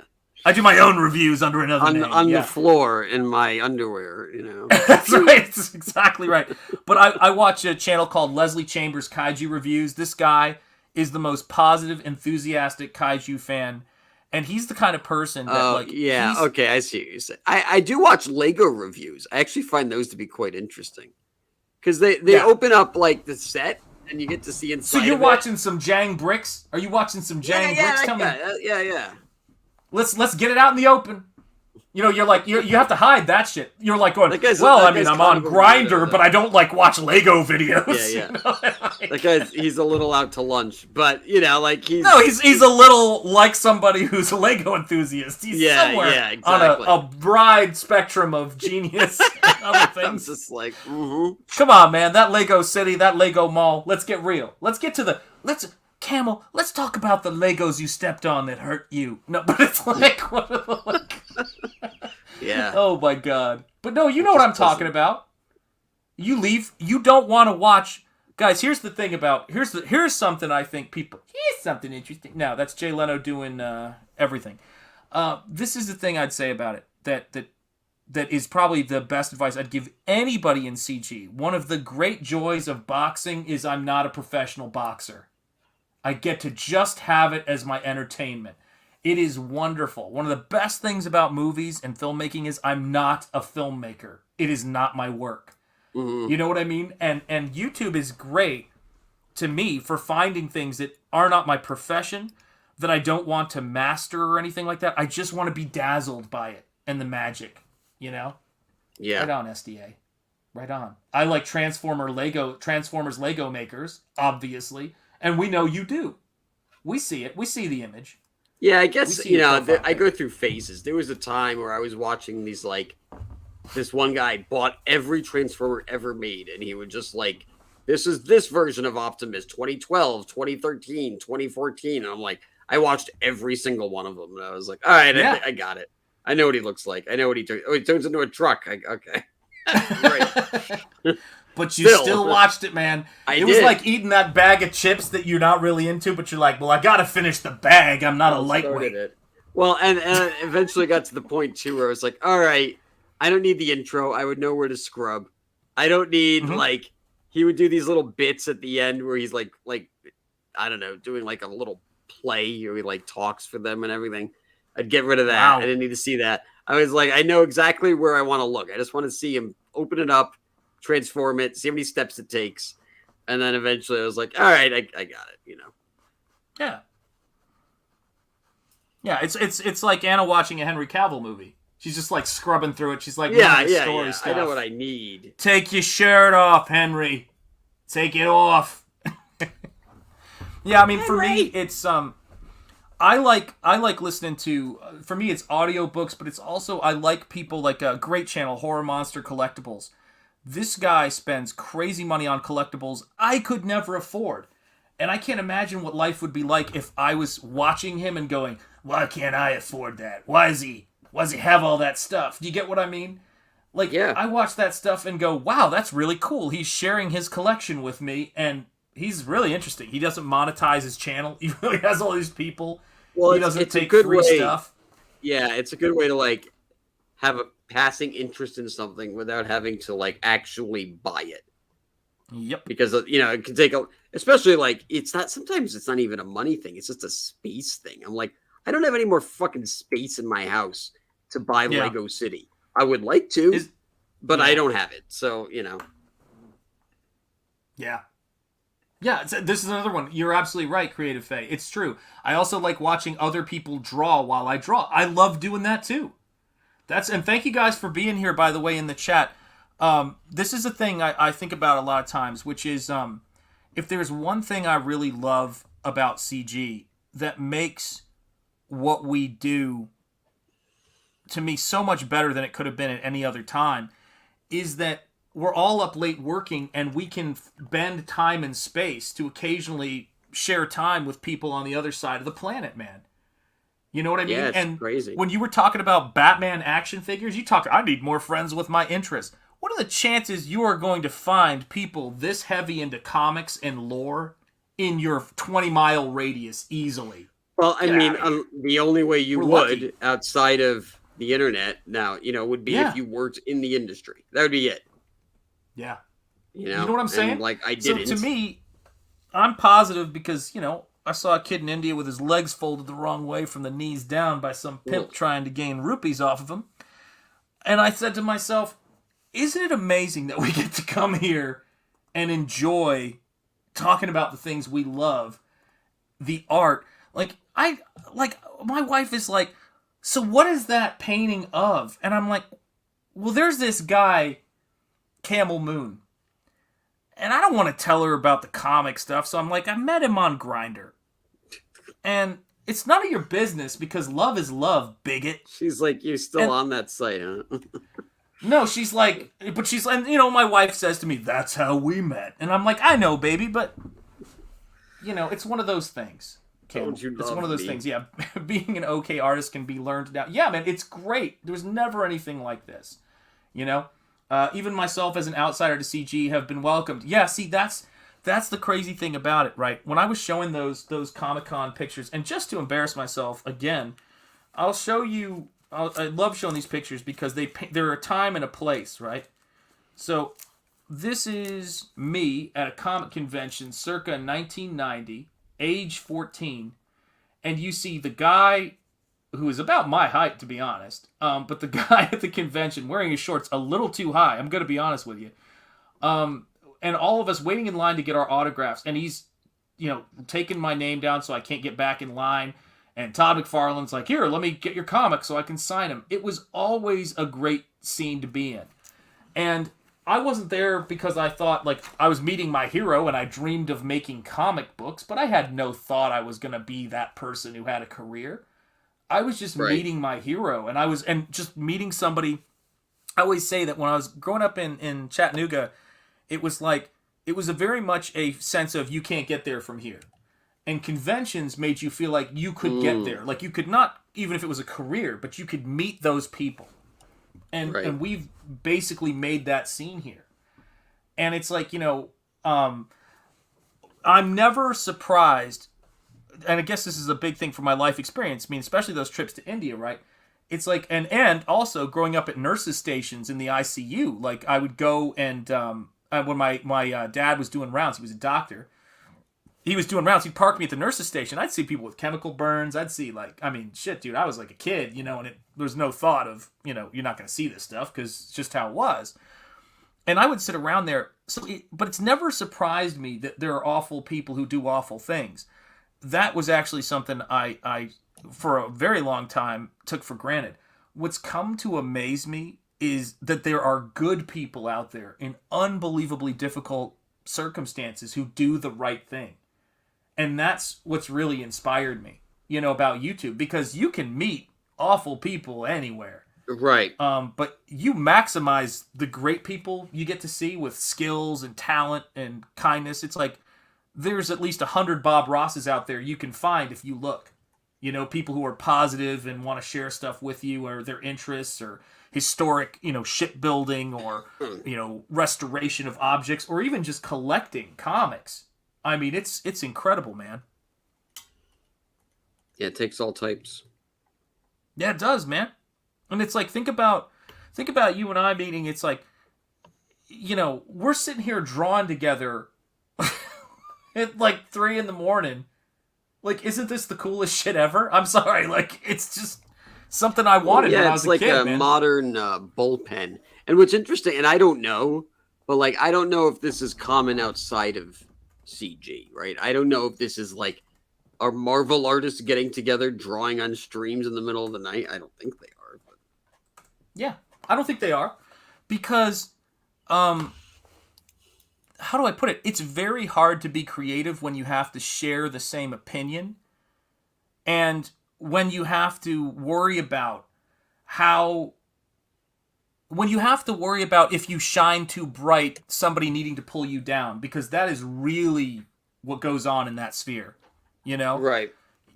You're only as accepted as you are not getting attention, and that is just poison.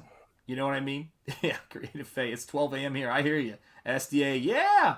Marvel artists hate each other. God. Yeah, you see it. It's 3:20 here. I should probably go to bed.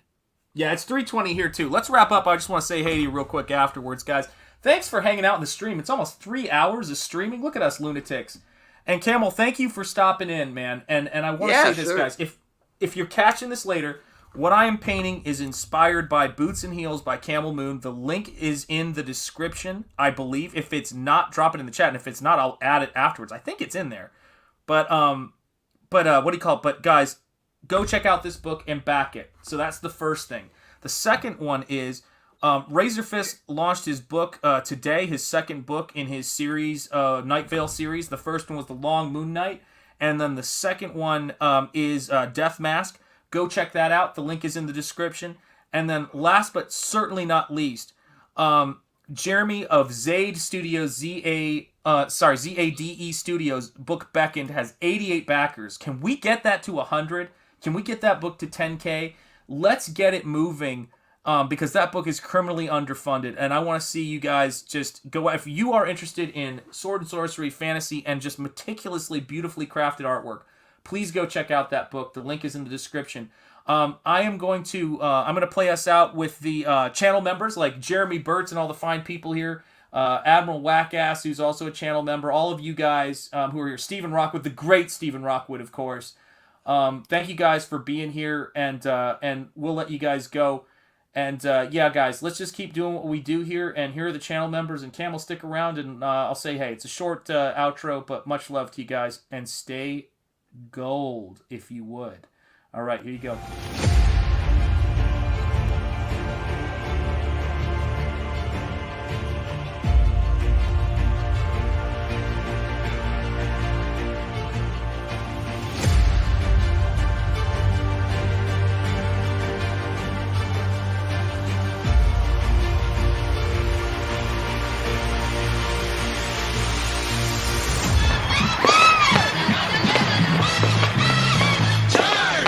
Hard work, dedication, hard work, dedication.